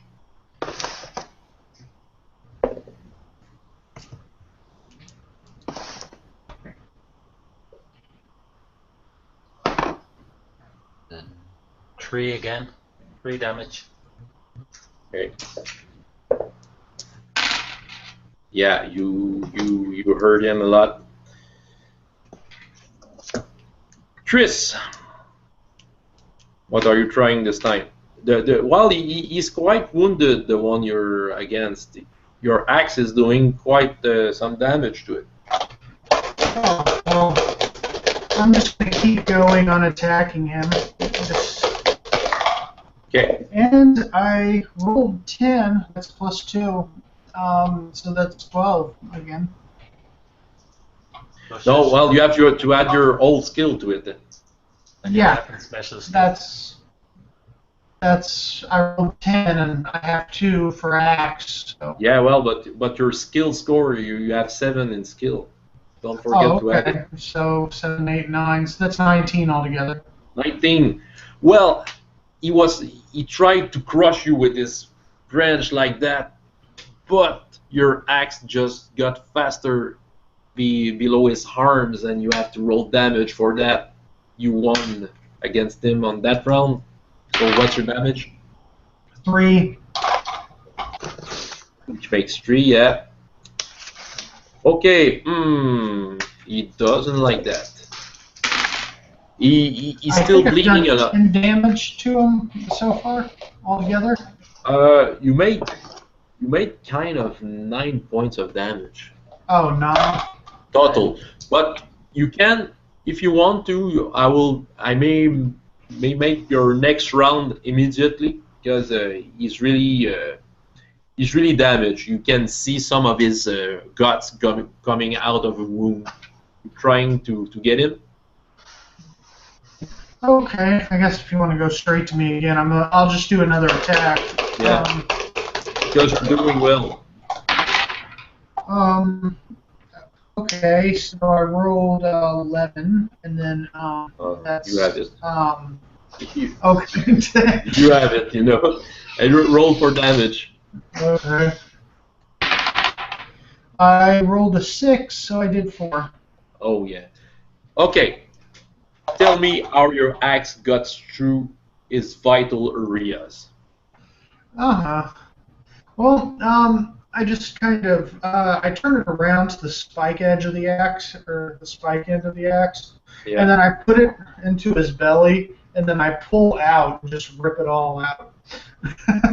You can feel all the weight, all the muscles of that troll that would have crushed you if you wouldn't have been that skilled with your axe, but you can just follow his body on the ground.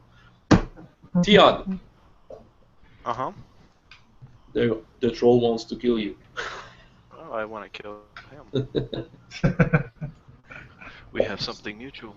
Yeah, you have a bonus of 2. If you want to trade it for a brutal attack, you can. Okay. Everything. Okay, there it goes. And so add what to it? Well, you had 2. Did you just say? Oh, you can, like the last time you hit him, you can trade for a brutal attack. Okay. Just rolling your normal easing stuff. up. And, sorry? Everything. Let me find some real dice. Oh, no problems. There's nothing like having the real bolts in your hand. Oh, it went through. So I rolled a 5. Roll a 5, but I guess it will be And alright. my skill is 7 is 12 plus 2 for brutal. Well, no, it's not +2. It's because you have +2, but if you want to be brutal, you kind of sacrifice that +2. But just with 5, you have it because I rolled lower than you, even though those rolls. So yeah, you roll 1 die, you add 2 to the total, and you see on your spear chart where it leads you. I rolled a 1. Well, which means that you still make 3 points of damage, which is not appreciated by the troll so much. Yeah. He saw that you were a proud, well, an opponent worth killing, but you are talented, and your spear just got through him easily. He's looking at you, you know, some saliva dripping from his mouth, and like if he was still there, like if his brain was still fighting against you, but yeah. At some point, he falls down. Mabel is coming up, and the other guy that was assisting you is just turning his back to hit the other troll, which is finally killed by the 2 other guards. Well, near, you see something is catching your eyes right now. There's a crow flying over the caravan.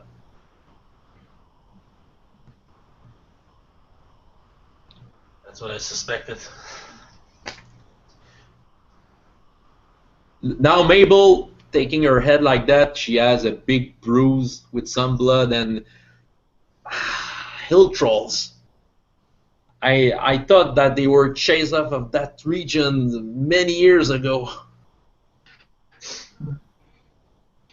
While everyone's doing that, I have the troll I just killed, and I have his head under my boot and have my axe, and I'm sawing off one of his ears, and I'm like, "Does anyone have a string?" And Mabel hears that. I can handle that for you. And okay, your friend that has been hit twice is up. You know, he has difficulty of walking, and he just screamed to Mabel, "Bob is dead!" And Mabel said, "Oh. Okay. What do you do with the? Do you want to do something with the hill trolls yourself?" I want to get them off the road and try to get this tree stump out of the way. Okay. Okay. All the while, she's trying to treat the wounds. But Mabel is so much in pain that she's not able to make a right bandages to really make you better. Can I try and patch them up? You have a first aid kind of. You have that? Okay, you can do that on Chris and on Gilbran and Tia too. I actually haven't taken any damage in this battle. Oh, I thought you were damaged. It's only Tia. Well, you can try once on Tia, trying to fix one of his wounds. You'll check, yeah? Yeah. Or less. Yeah, 4. So roll 1 dice is 1 D3. So it's alpha D6. So that will be a 1. Well, it's better than anything. So Tia, you are healed by 1 point.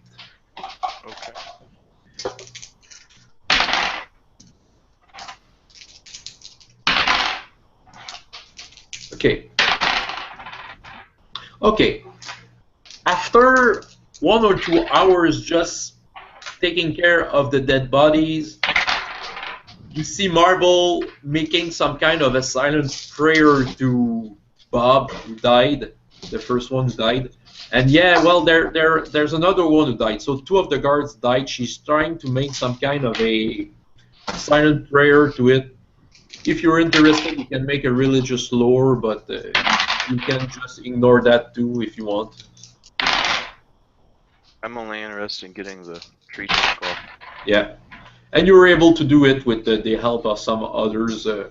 even through the pain, you can handle getting the tree off, and with the horses and all that. Yeah, I'm hoping to. Okay. Should I search the trolls? See if they have any money or. Well, while checking the trolls, what they have, you find out a strange jewel in one of his pockets. One of the trolls had that. A finely crafted jewel. Something that you may find in some fine treasures. Some nobles may have that kind of jewels on their crowns or any of their belongings. I'll take it. Well, you don't know how much it's worth, but they don't have anything of value. Usually, ill trolls don't have anything of value. Yeah. Payment. But that jewel could, yeah, you could have at least 2 or 3 fine evenings in the best places in Black Sand. With that, at least. I just mentioned to the two guys quietly about that I saw the crow flying around. Well, that's not good.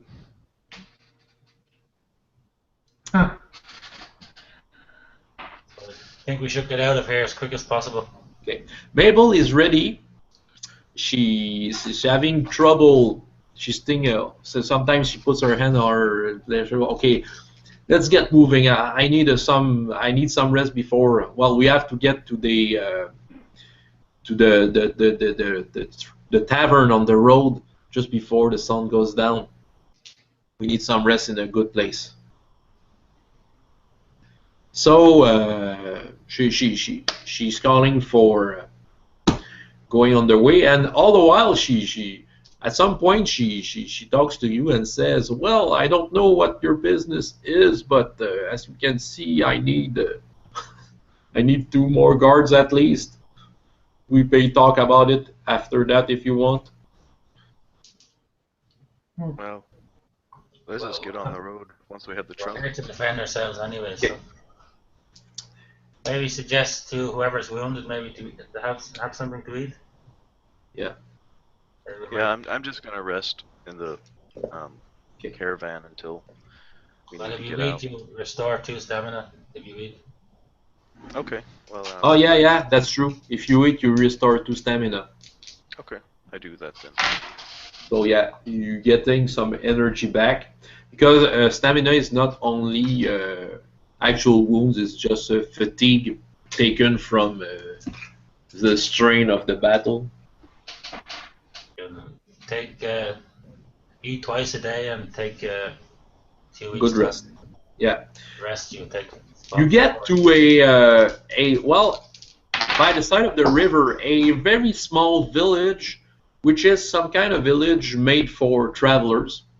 And there's a tavern there, a inn, called the Hidden Albert. Albert, you know the weapon? Oh, I thought you said the Hidden Albert. Yeah.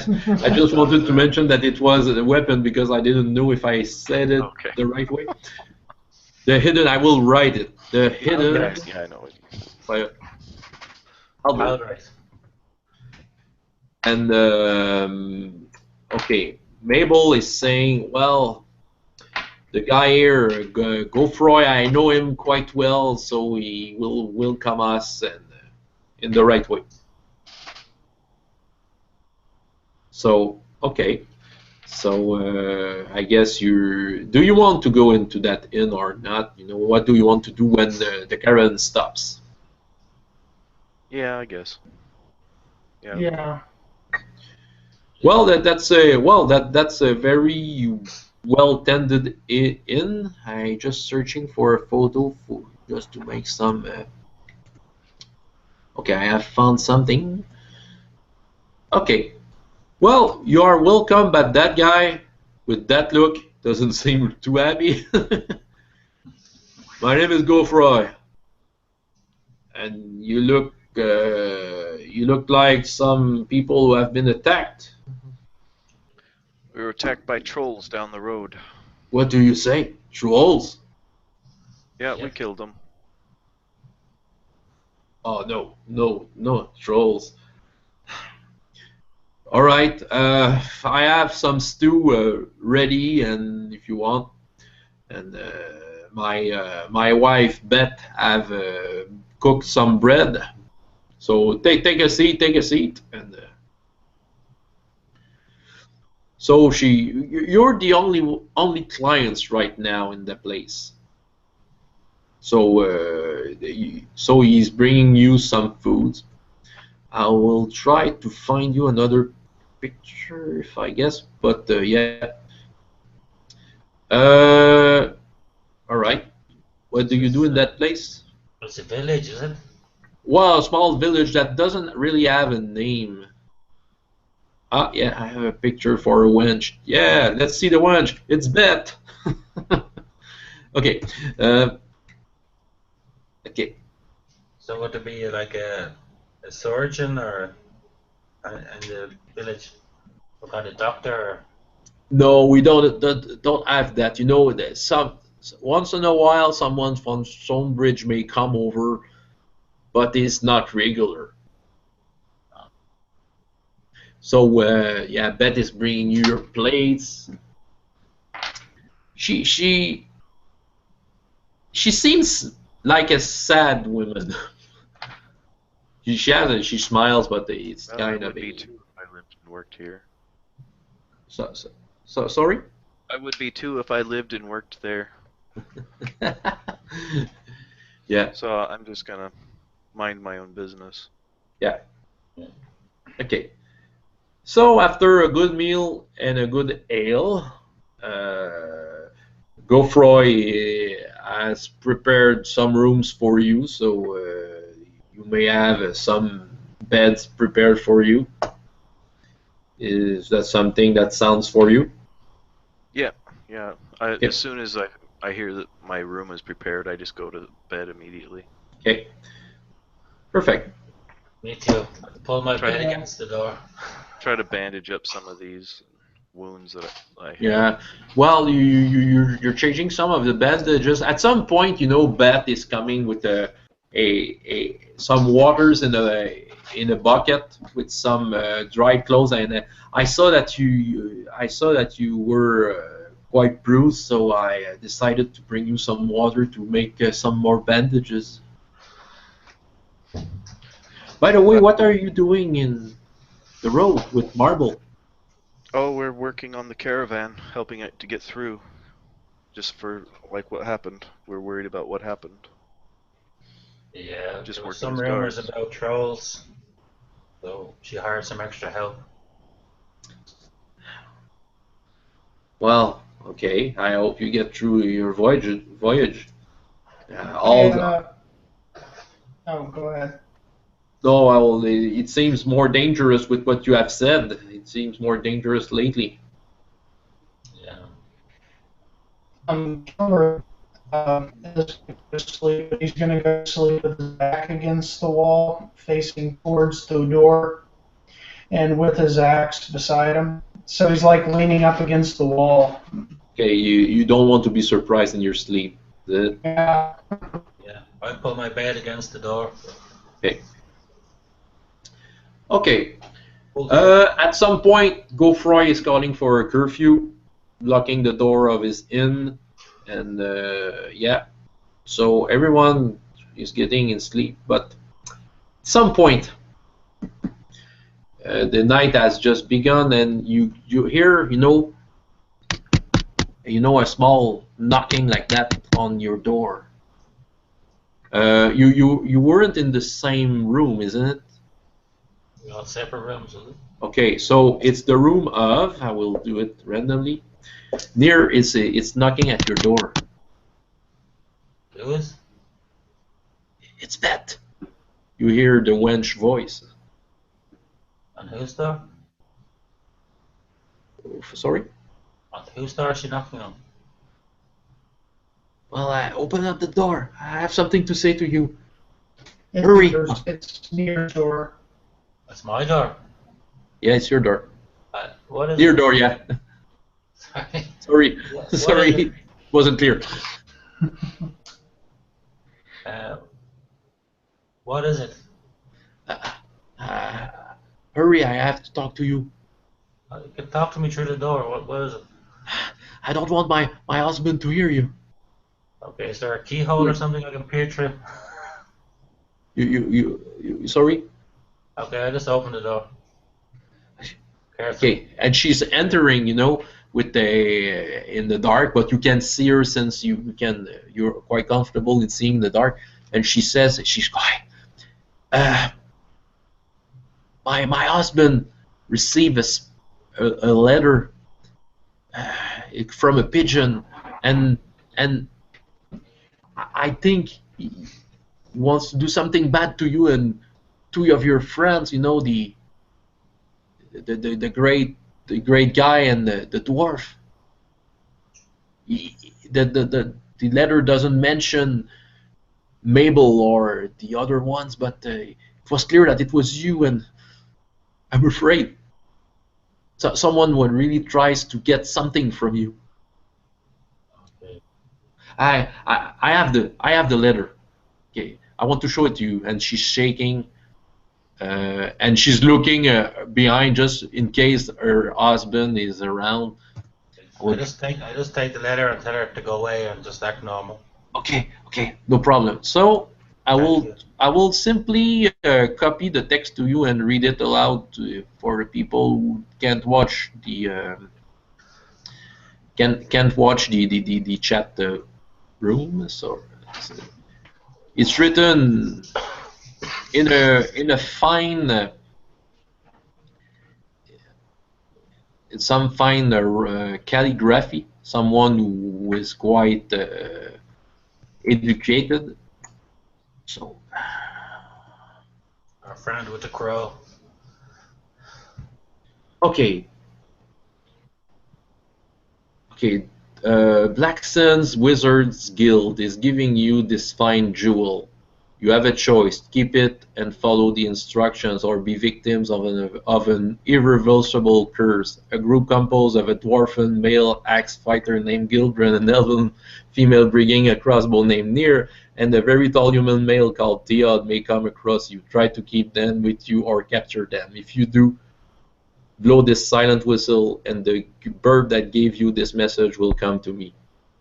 You'll get the rest of your reward when you'll deliver those to me. Otherwise, be prepared for a painful doom. Greetings, SC. Okay, I straight away carefully go and wake the two guys. To the two other guys, you try to do it carefully. You said.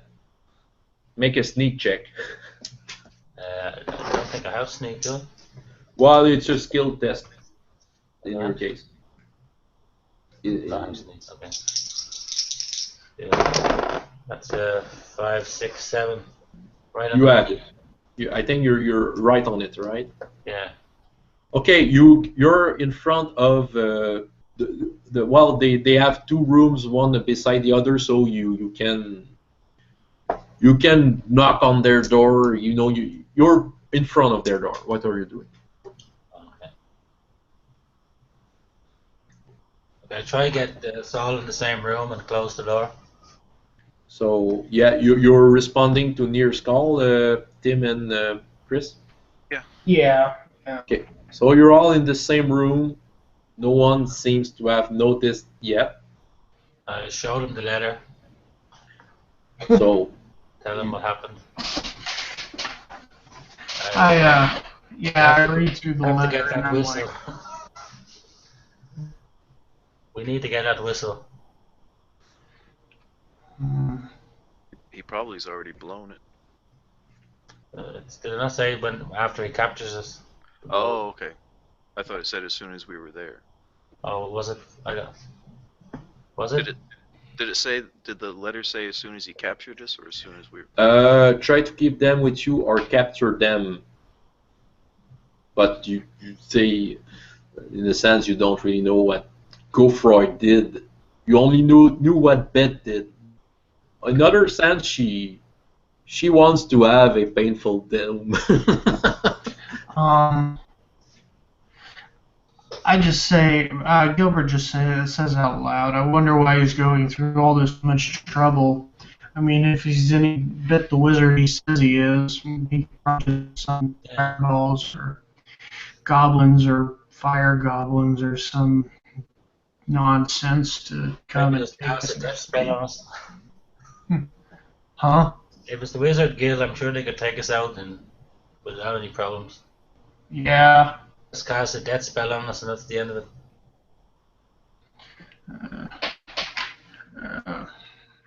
But you still you hear the knock again on your door, small knock. It's Bet.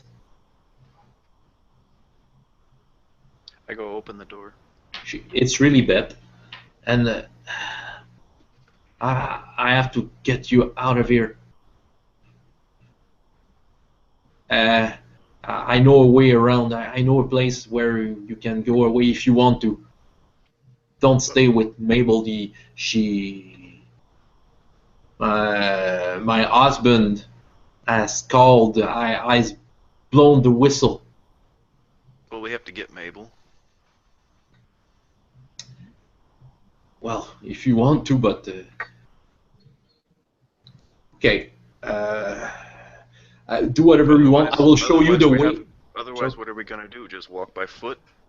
They'll just chase down after us. All right. Do you want me to show you the passage I told you about? Sure.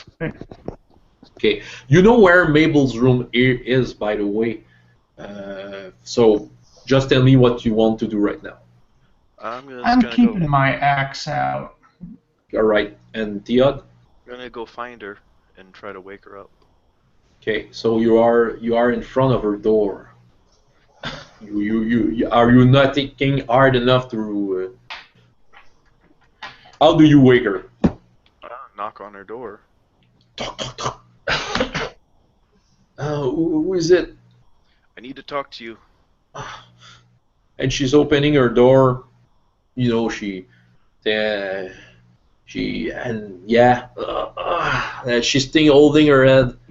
What do you want, Theod? We got information that the owner of this establishment is working with bandits. What? Okay.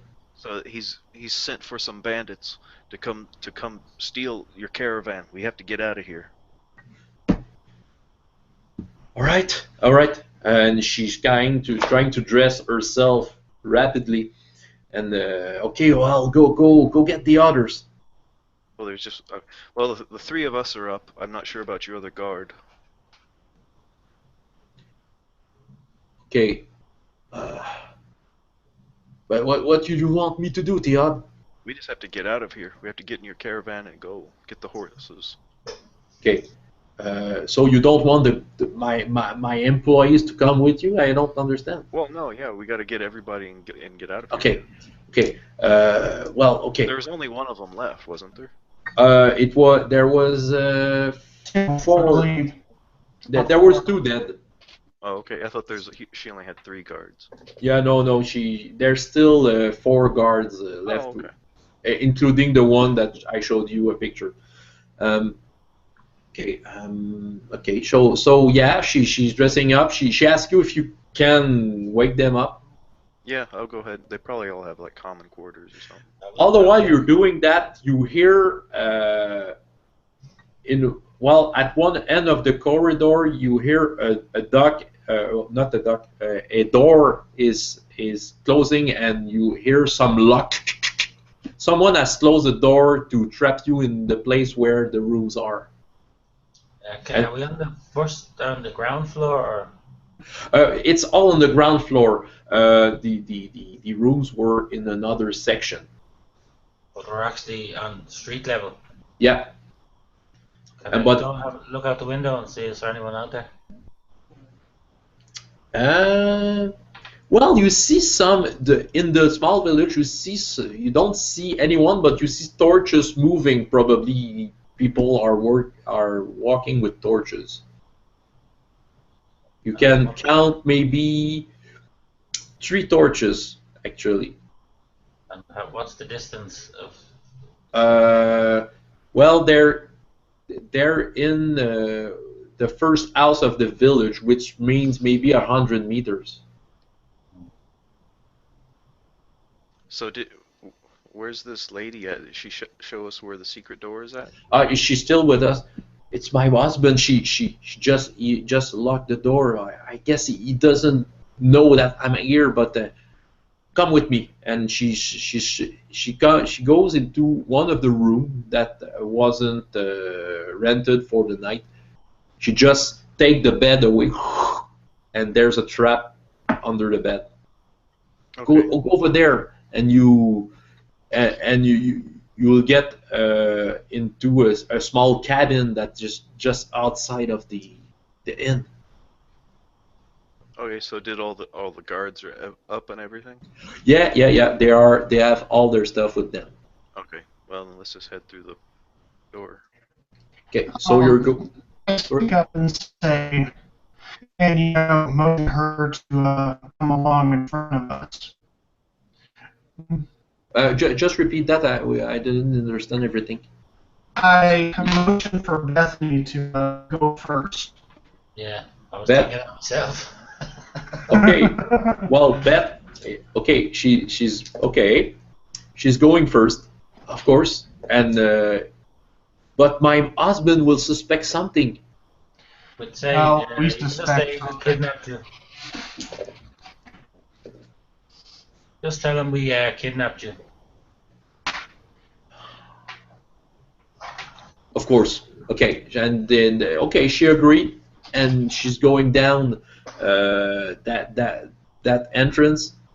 You have to crouch down to get through that. It just has been digged out of the ground. It's a small passage that you have to crouch a little. Well, Chris, you don't have really to crouch, but and by the end, yeah, there's a small ladder coming up, and you finish up in you open up a trap, and she's waving you to come up. You come in some kind of a cabin that there are some gardening tools in it and some woods for fire, and ropes, usual stuff to have that could be useful. Can I just So- All right. 2 seconds? I need to go to the lavatory. Yeah, why don't we take like 5 minutes? Okay. Yeah, I'm gonna go get something to drink. No problems. We can take a small break. I have to take something myself too. Okay.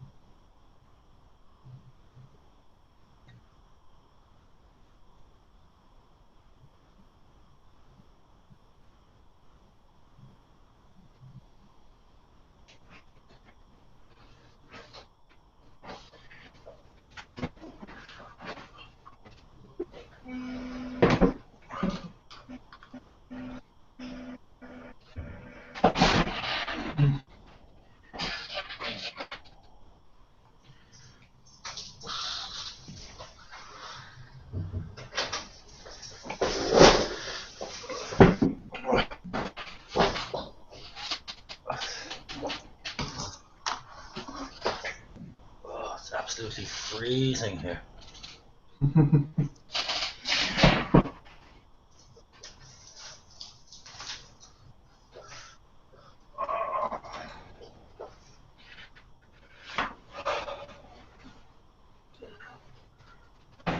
window open because I'm smoking.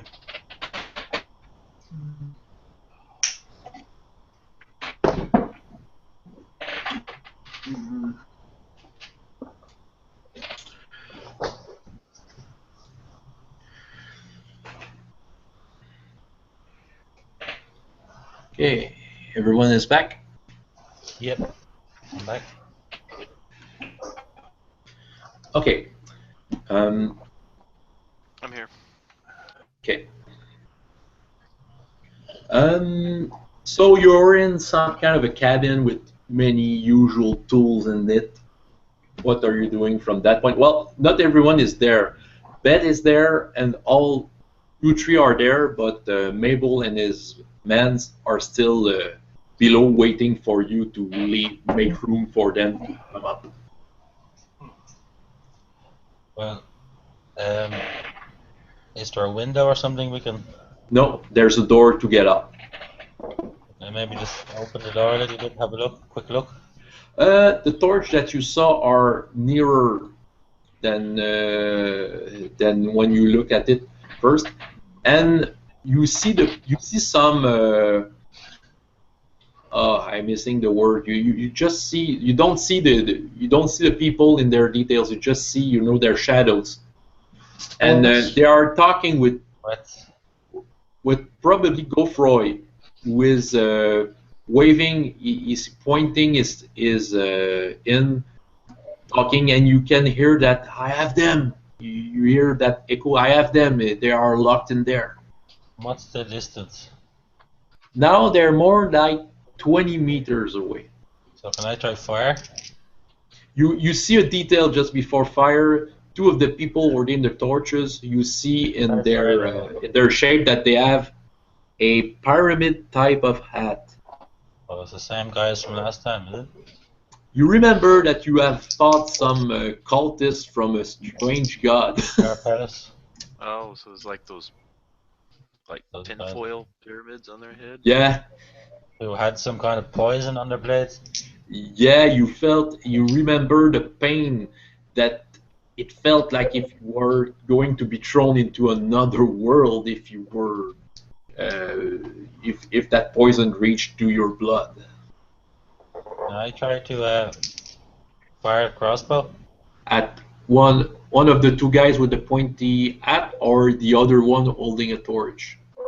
I'll try and fire it at the torch. Got probably better target. I can see the torch. I can aim at the torch. Yeah, well, from the three torches, two of them are the cultists, as we call them, and the other one you don't see it. I'll try fire at the one I don't see, the torch. Okay, go ahead. You add 6 to your shoot since it's a surprise attack. Right? Yeah. Say again? Yeah, I guess you will hit. I have to roll 6. I add 6 to it. You add 6, yeah. Surprise attack. You add 6. It's very violent. Because it's dark. Sorry.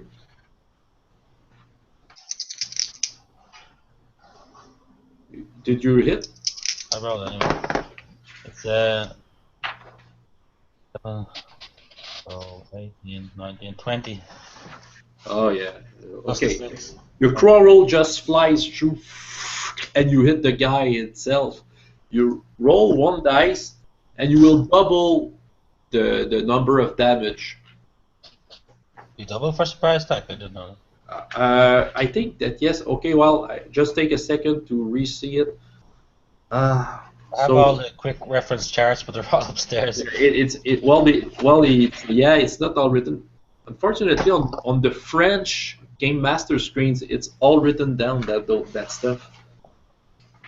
I think I should just have taken my French Game Master screen. Fumbles using that.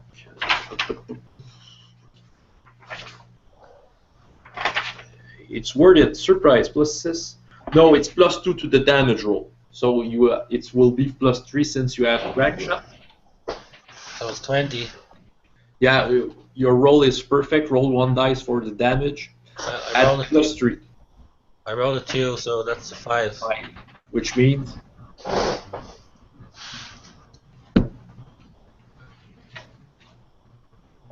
Quarrel. I have it here. Hang on. Crushable. Oh, it's 4 points of damage. The damage. Yeah. Well, it's a so yeah. There's some movement from the torches, looking through the direction from where the bolt came out, but you well, you don't see who they are still yet, but they are entering the inn rapidly, since they feel that they are being attacked from somewhere. Yeah.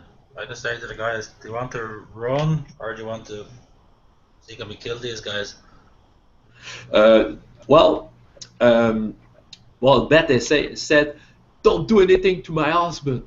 He was just afraid of this letter." We won't. Unless he attacks us, we won't harm him.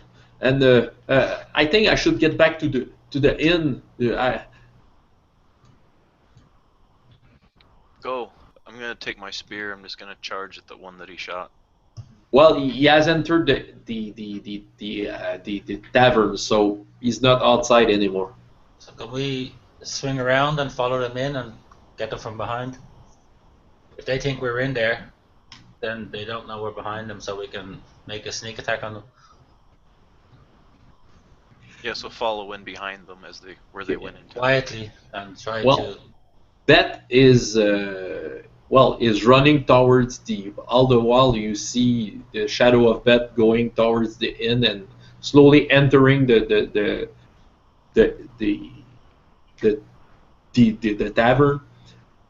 So yeah, now you are outside. Decide on how you will do it. We're gonna go in behind them and try to stab them in the back. Okay. Okay. Perfect. So you're going by the front door, I guess?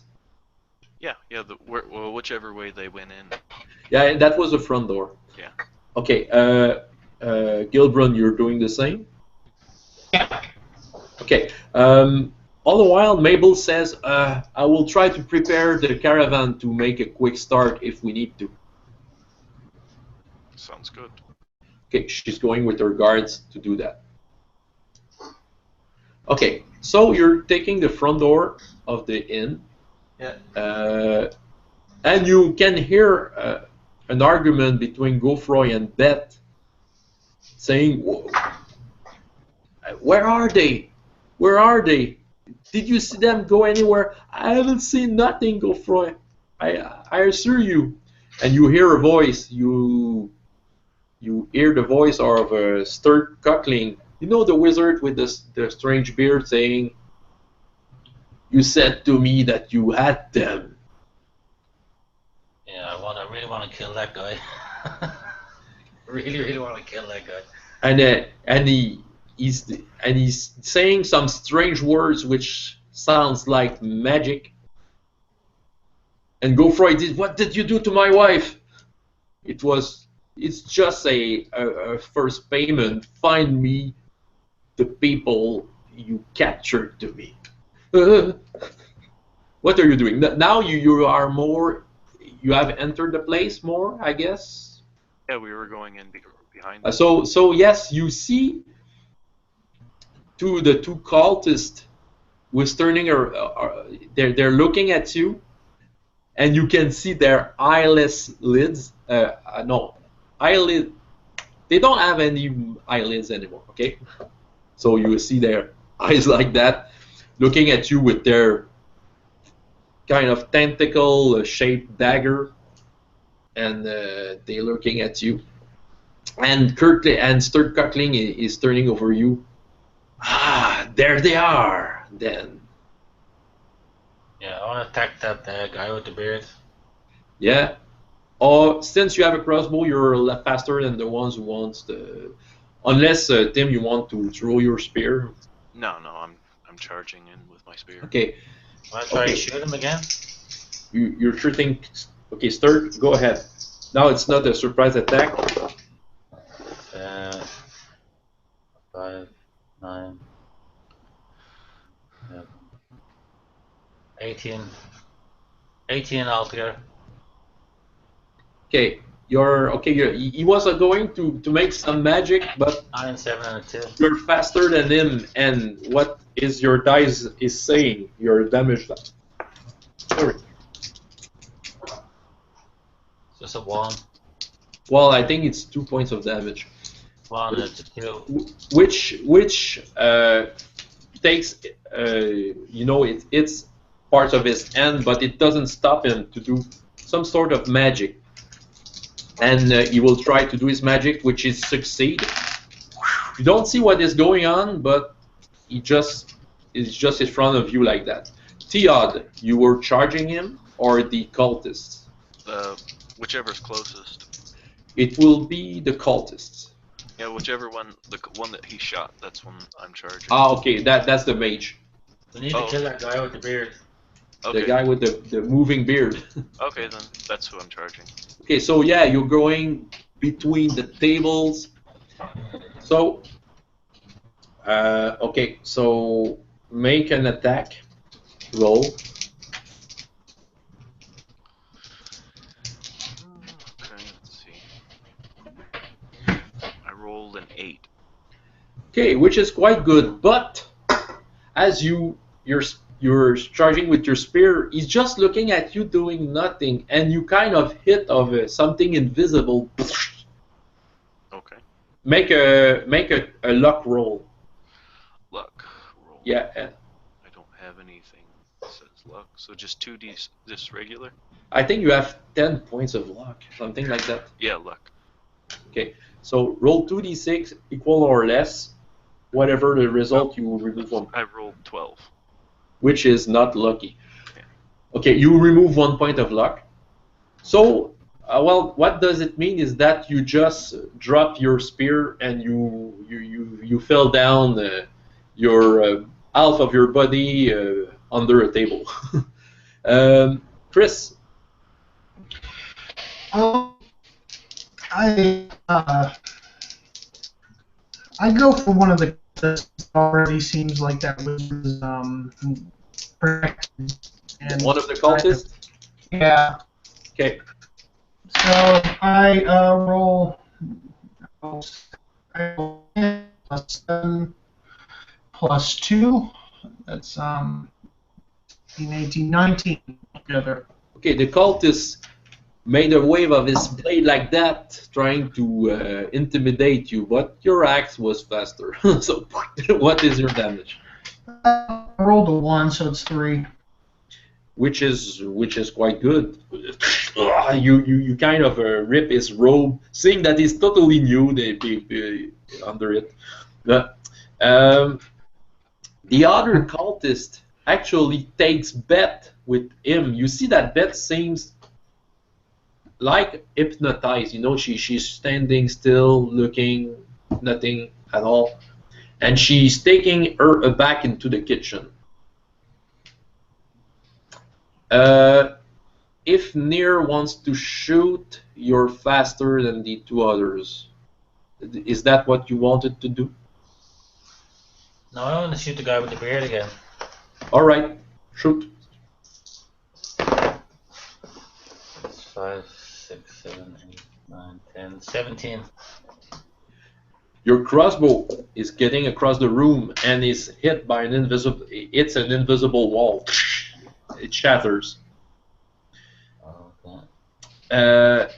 Now, Sturk is looking at you, smiling, and says, "Now that you can't hit me, can we talk now?" And he's looking at Theod, just at his feet. Well, all the while, I reach into my pocket and I'm grabbing the 30-sided thing. Yeah. I'm gonna get up and start moving towards him to see if it starts messing with his magic. All right. You do that. Good idea. What's going on is that when you move, you feel the invisible wall that stopped you at first place, but it's like if your hand could go through it. Sturk has a Well, a surprised and afraid look of what you're doing. Do a brawling test. And since he wasn't expecting it, add 6 to the total. Okay, so I have brawling at 2. So you add 8, basically. You add your skill plus 8. You have 7 skill. You add 15. 2d plus 15. That's a lot. So I rolled a 7. My Which skill means is 7, so that's 14 plus 8. never. That's 20. Yeah, he never saw it coming. When you wanted to touch Sturk, I guess. Yeah, I'm just gonna push right at him with my spear. Okay. With your three icon Hydra. Yeah, with in one hand and then my spear in the other hand. Okay, your Tricon Hydra touch first, and well, as you touch him, it feels like you feel the Tricon Hydra taking some weight. You know, it's a very light object, but it feels like it was filled with water, and Sturk just falls down. I can't try to keep hold of it, or is it just too heavy? What? Oh, you can keep it in your hand. It's like if it was filled with water. Chris, you're the cultist. Did want to. Well, just before that scene happened, wanted to stab you. I'll try and defend myself. And 3, 4, 5, 7, 8, 9, 11. Okay, the cultist is 13. not 13. Well, yeah. I guess if the friends you killed the last time were to live, they would have warned him that you were good with your axe. Make your damage. Okay. Because he wouldn't have tried.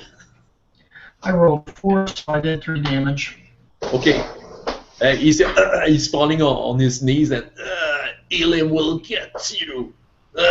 He's in pain. He's not dead yet, but he won't attack you anymore. Okay, I'm gonna go follow after Beth. Okay, Deer. What are you doing? Yeah, I'm gonna try to rescue Beth as well. Okay. So yeah, both of you are doing that. Theod. I'm just gonna try to impale the bearded guy. All right. Well, which is quite easy. You don't have to roll anything. When he fell down on the ground, he lost the famous bag on his beard. You know, part of it was just got away. And what you see that his beard was not made of hair; it was made out of snakes. His beard was made out of snakes? Yeah. Okay. And the snakes are still moving, but you know they just can't get away of his chin. Yeah. Yeah, that's weird. All the while, you feel the Trichonthehydra is acting wildly in your hand. It feels like okay. I'm trying to make a comparison with what your character might know. If it feels like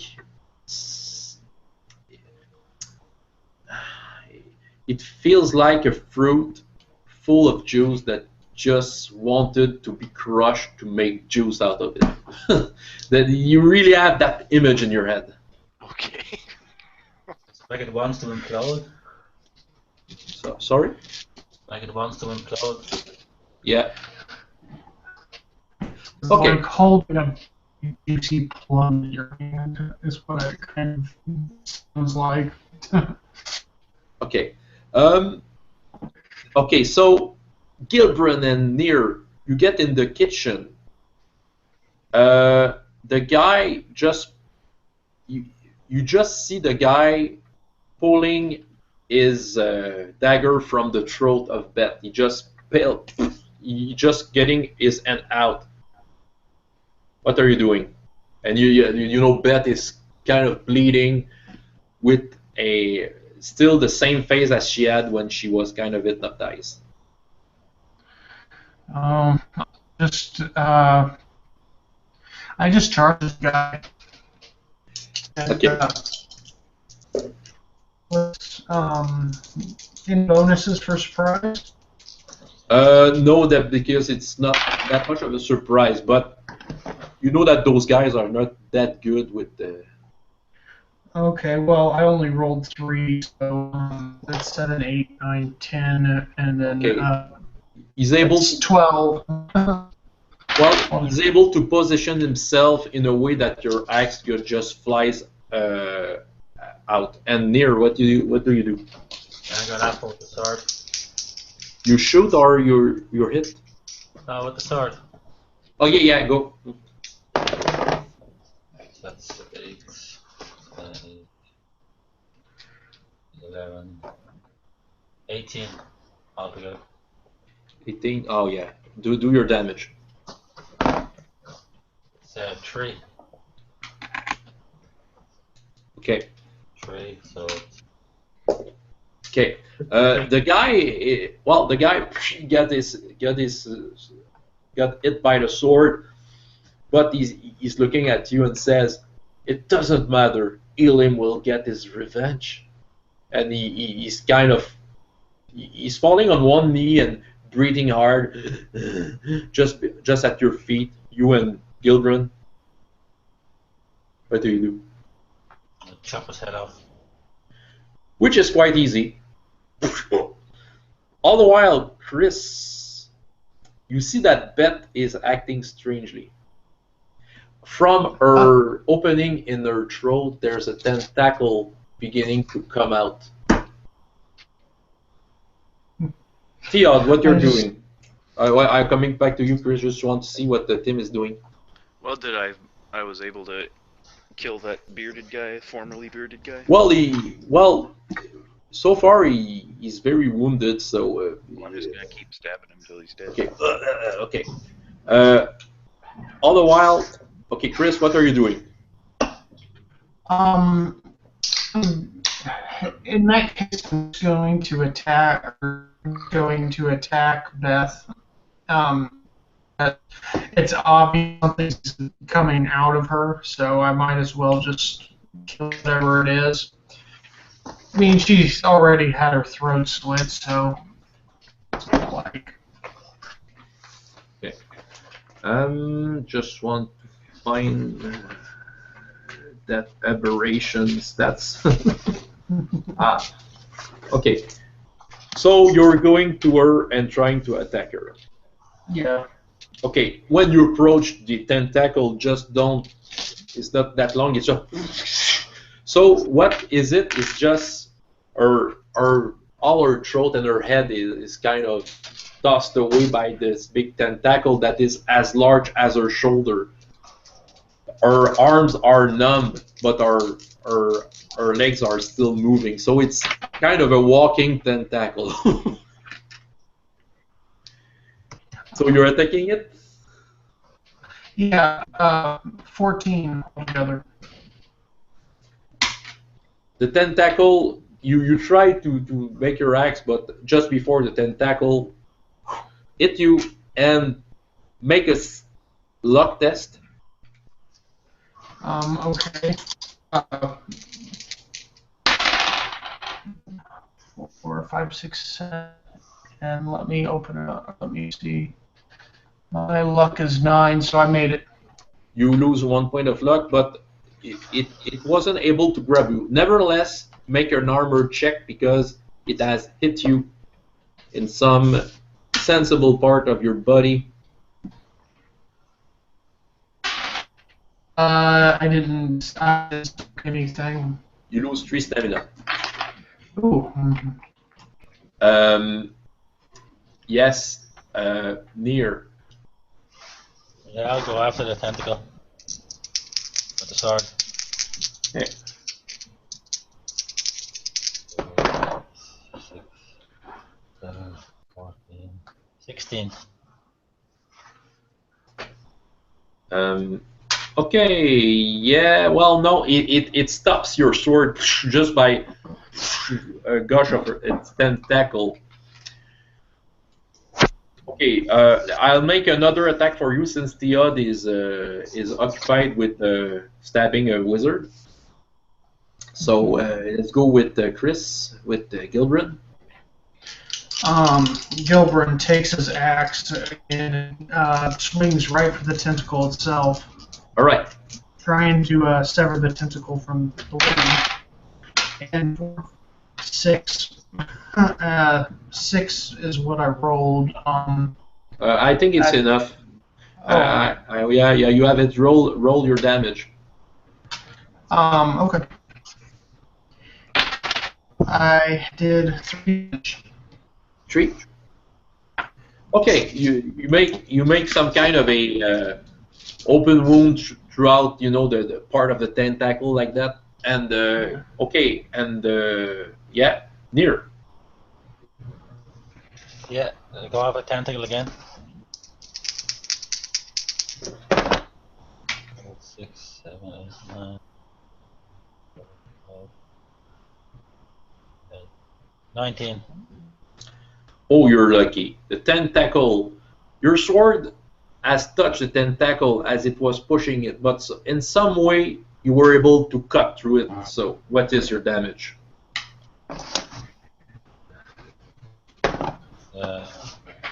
4,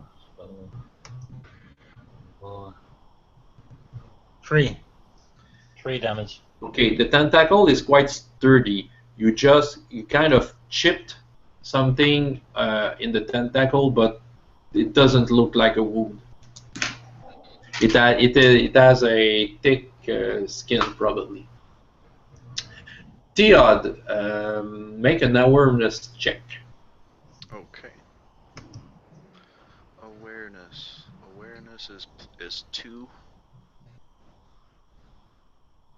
And I rolled an 8.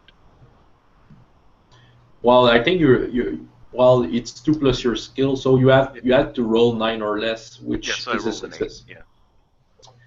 Something strange is going on in the kitchen. Okay, as soon as I'm done stabbing this guy to death, I'm gonna go run in there, see what's happening. Okay. Make sure I still have the 30-sider in my hand. Yeah. All right. Let's go with Gilbrin. Okay. Like usual, another swing axe. Again, trying to sever it from the wound. Okay. The tentacle will try to grab you once again.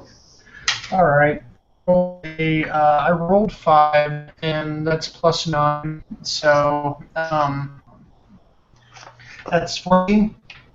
The tentacle just got around you, and you have to take a luck check to see if it grabs you. So 7 luck, and I roll 4 from armor, which means I believe it means no soak. Yeah, just right under the. Higher than your luck score. I rolled under my luck score. Okay, so you lose 1 point of luck, and you were able to avoid being grabbed. All the while it has hit you. You roll for your armor. I did. I didn't soak anything.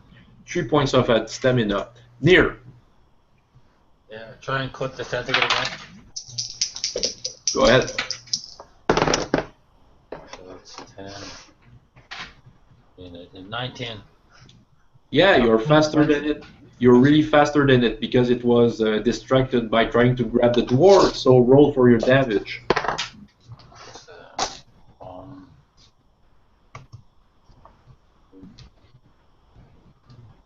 Damage is 2. Yeah, this time your sword was able to get a good angle at it, and it got through some point through the tentacle. Theod, you can see both of your friends just beside, just beside the place where the fire. There I haven't described it, but there's the pot where the stew was in, but the fire is still a little there.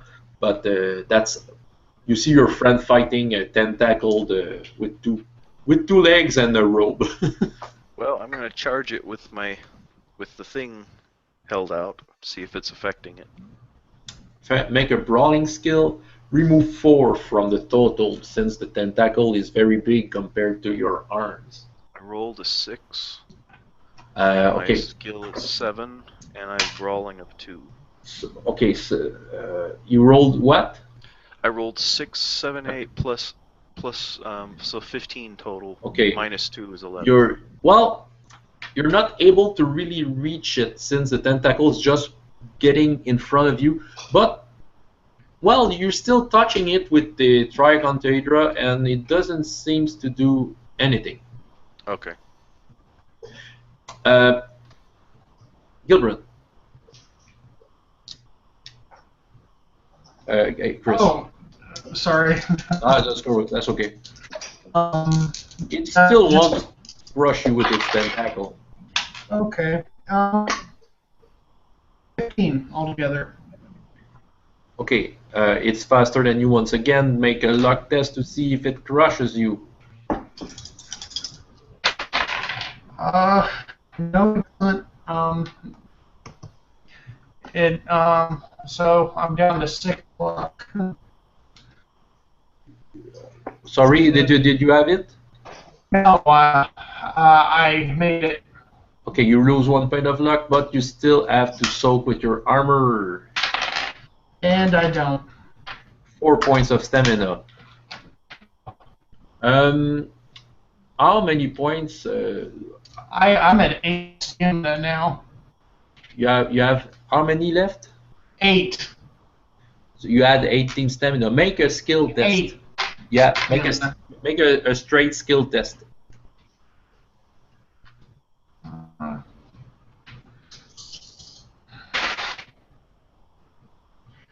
I didn't make it.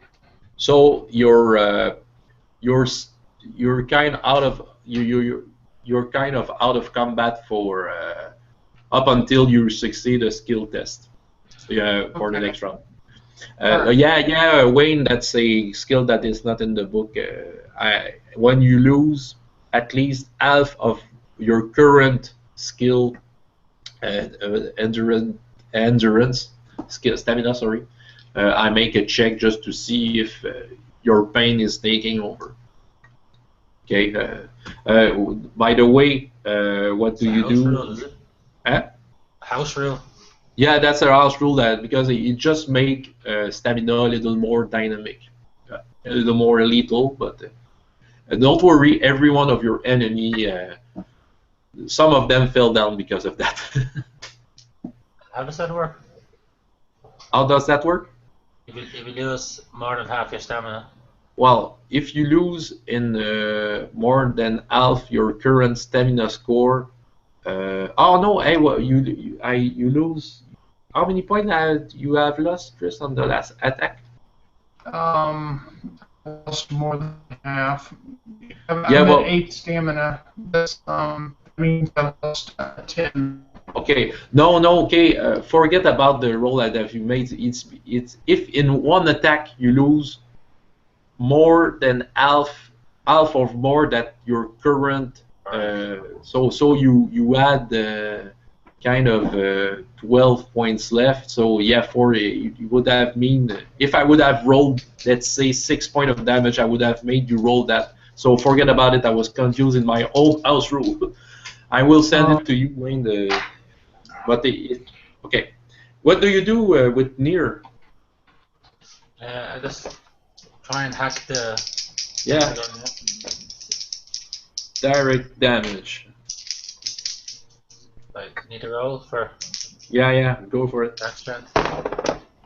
So 7, 14, 15, 16, 17. Okay, you have it. So roll for damage.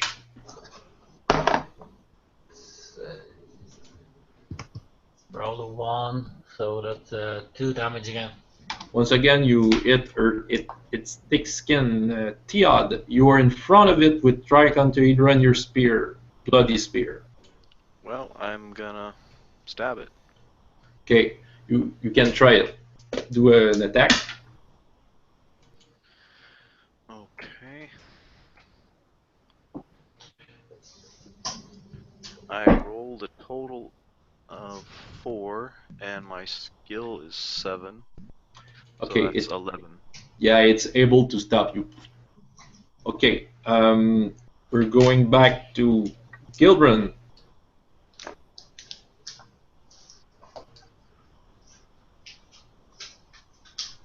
Okay.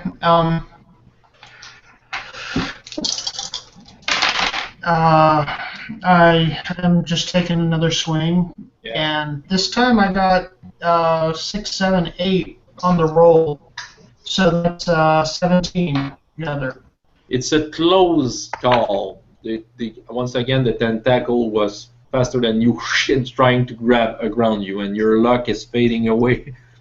Try to do your luck check. I don't make it. This time it grabs you. Make a armor roll. Okay. Let me. Do I get my luck back? No, you lose a 1 point. Okay. Oh, this time I actually soaked a point of damage. So okay, well, okay.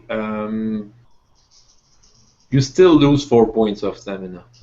Okay. Now this time you have to make a skill check. I made it right on it. All right, you still hold your axe, and it's kind of lifting you, and it wants to crush you on the ceiling. Near, it will be the next round. Sorry, Chris. I don't get my luck back, even though I lost this time. Every time luck is used, you still use 1 point, whether you succeed or miss. Okay. Yeah. That luck is is useful, but sometimes you can just run out of it. Near. Can I just make an all-out attack on it? Yes, you can. Which may you remove 2 from your attack, but it will add 1 to the damage. To the dice damage dice. And can it test luck in combat as well? How does that work? Yeah. Okay. If you succeed, you can test your luck. Well. Okay. If you test your luck and you succeed, you automatically get to the 7. You know, the roll 7. Tactically, I think you shouldn't make an all-out attack out of it, since 7 you can get higher than that. Okay. So just make a normal attack and then test. Yeah, make a normal attack and try to succeed. That's... Oh. Good luck. I roll high. That's 16 altogether. No, do I add because the 2 of us are fighting him? Yeah, well, even then, it rolled we rolled higher, but it's a very fast creature, so yeah, I wasn't, calculating it that way. Theod. 17 anyway. 17, yeah, well, it doesn't work. I got kind of 21. Okay. Yeah, that was very high. Theod. Well, I'm just gonna make an all-out attack against him. Go ahead. Remove 2 from your skill. Oh, okay. Well, unless you want to make a normal attack.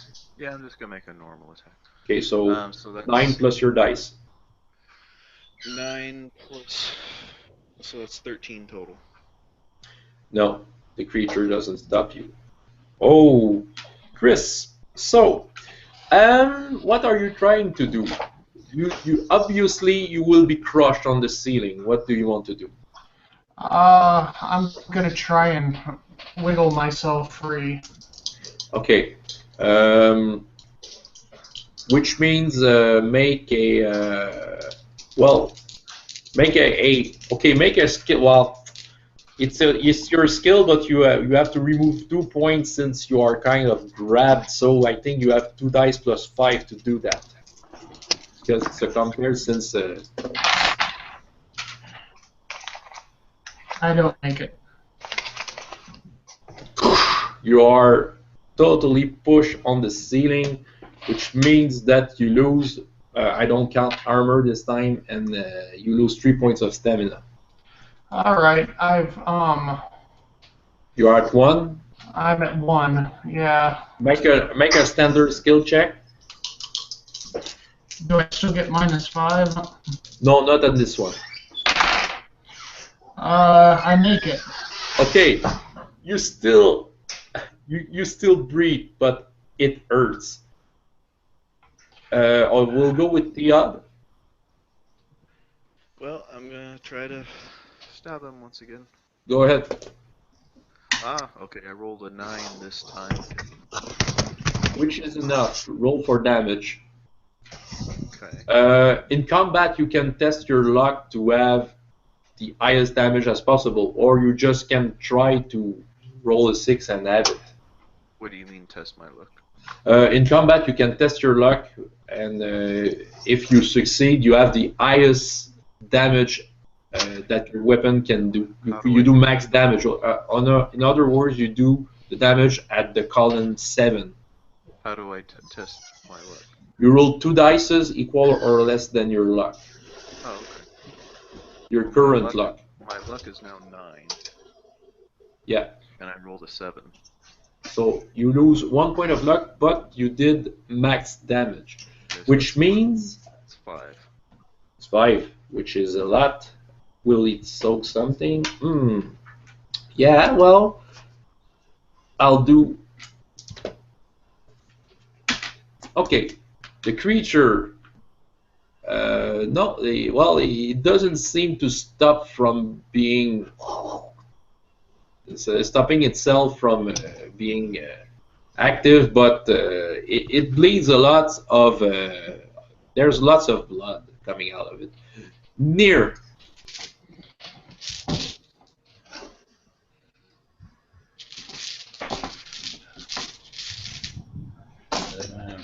You're Maybe attacking someone it? can try and pry me away from this thing.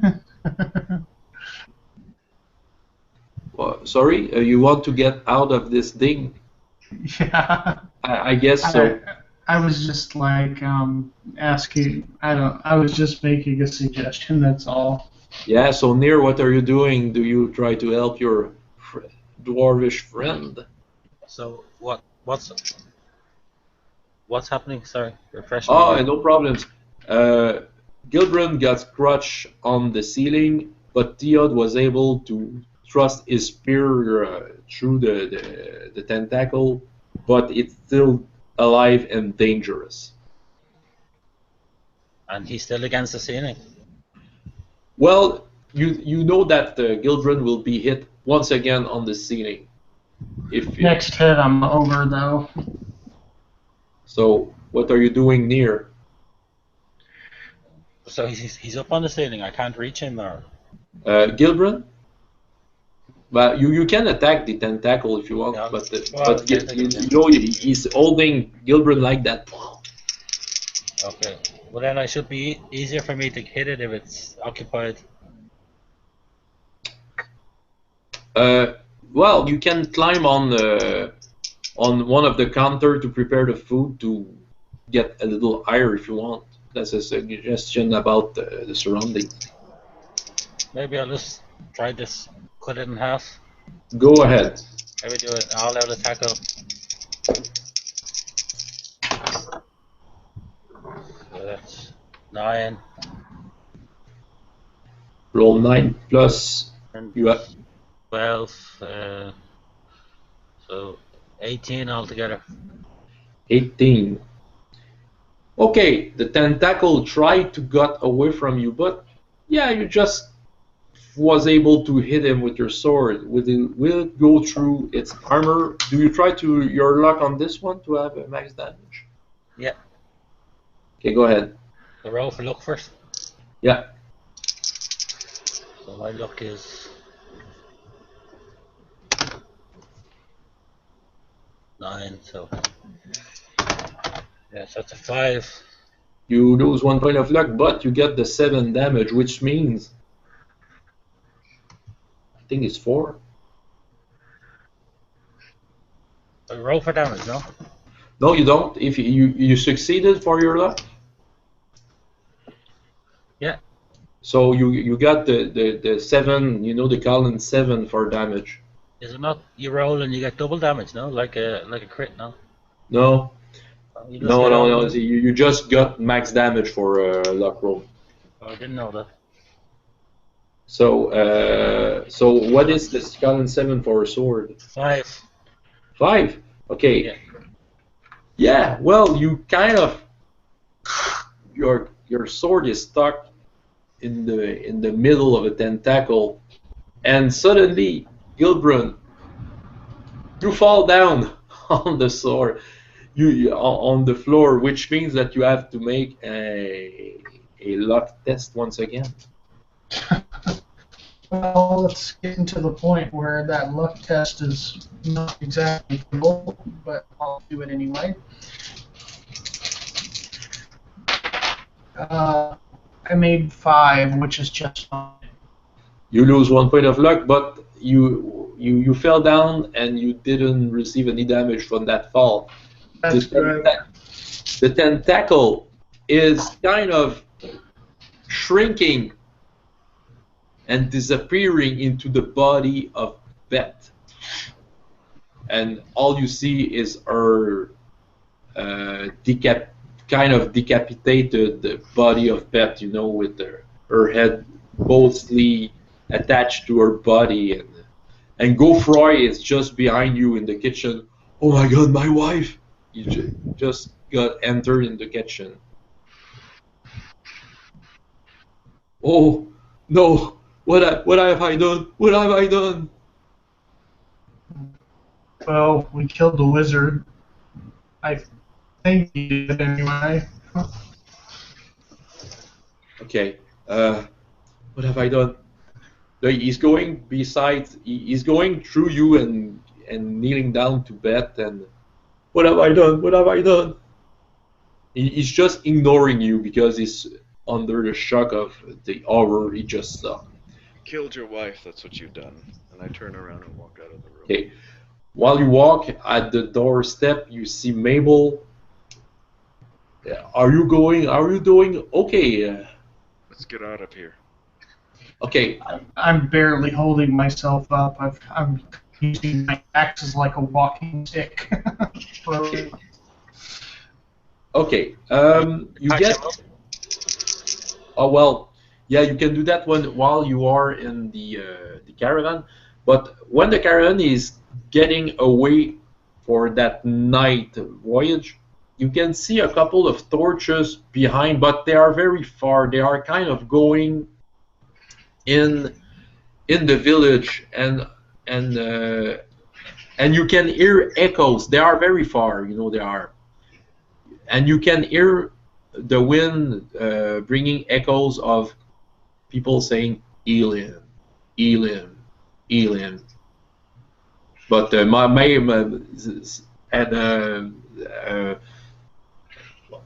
Mabel is saying, oh, I think I will just go faster. We have to get away from those freaks. Sounds good to me. Freaks. Okay, so the rest of sorry. Freak. It's such a big insult in Ireland. If you say, "Yeah, you freak," it's like you're saying "f off." It's such a bad insult. So I will just share with you the map once again. So the rest of the voyage is without any trouble, in fact. We're able to get any stamina back. Yeah. You all get at least 8 stamina back. Okay, well that 8 takes points. me back up to full.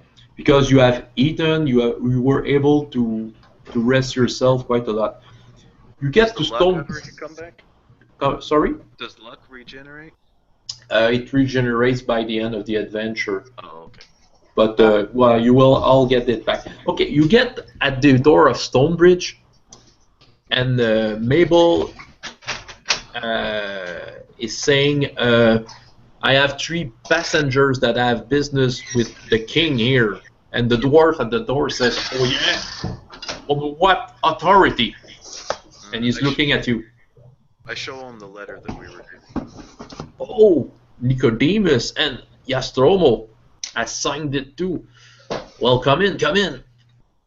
Stonebridge has a reputation to be a very welcoming place in general. For it's the most, for a dwarven village, it's one that is very welcoming of different cultures because it's a center of for merchants. There's a mine under the village.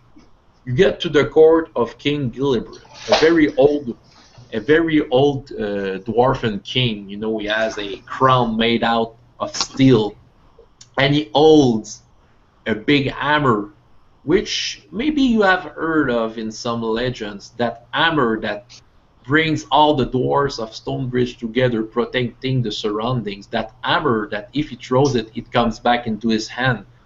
That hammer has a big G.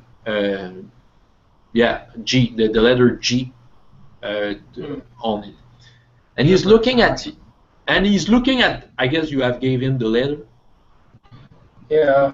And he's looking at the letter and say, okay, he's rolling back the paper. You did you did your work well, all of you.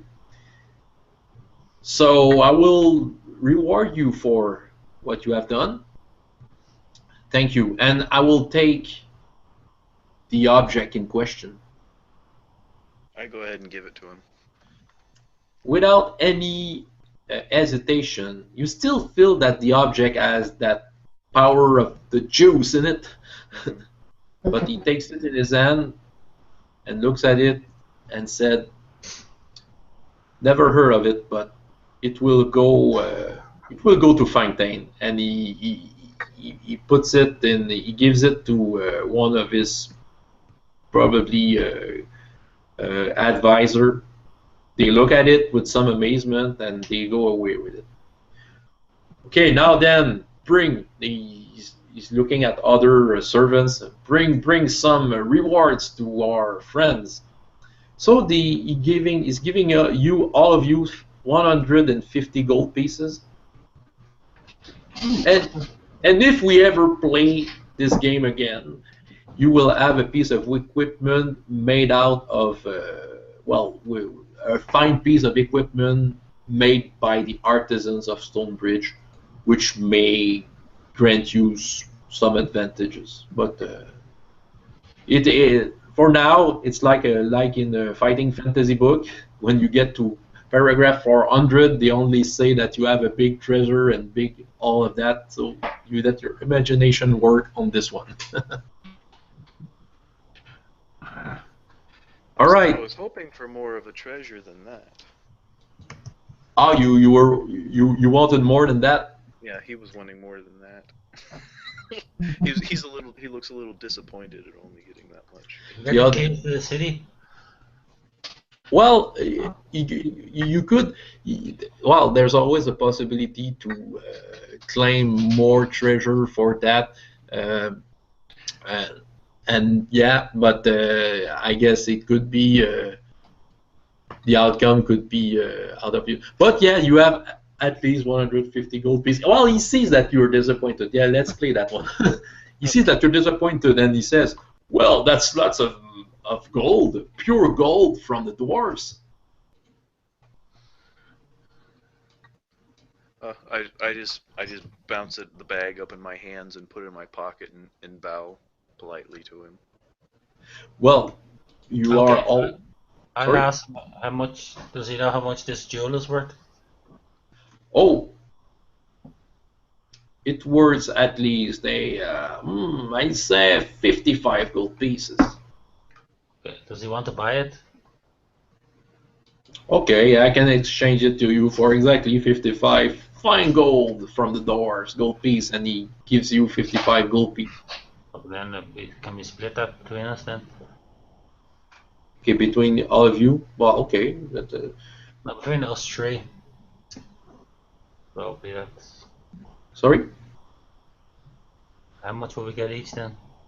If we divide it in three, well, since Gillibrand is in a good mood, he gives you 60 gold piece for it, and you have 20 more, so you end up with 170 gold piece, and by the end, plus a fine piece of equipment graciously given to you by the Stonebridge artisans. Okay, I'm gonna get a fine chainmail shirt. Okay. So I Well, have some real armor. yeah. Okay. By the way, if we ever get back to another adventure into that, I may already say to you that you have 50 experience point into that. So, yeah. Well, for my part, Advanced Fighting Fantasy, because I have another project for online gaming. Maybe you saw I made a video this week talking about RPGs. Yeah, I've seen that. The next one's going to be True 20 in the that war place. Yeah, Kokura. Yeah, well, anyway, we'll have details. So if you ever want to get into that game, I will post some links to whatever if you want to join in. Is it going to be Saturday night? I will. I don't know yet. Every time while it's a little hard to settle in my case, it's always a family matter. I'm going to bed in 3 in the morning right now. It's worth it, but I can't bear that very often. It's 8 here. Yeah. Good morning. 8. Okay. Kids will be awake soon. Okay, I'll stop the broadcast. So yeah.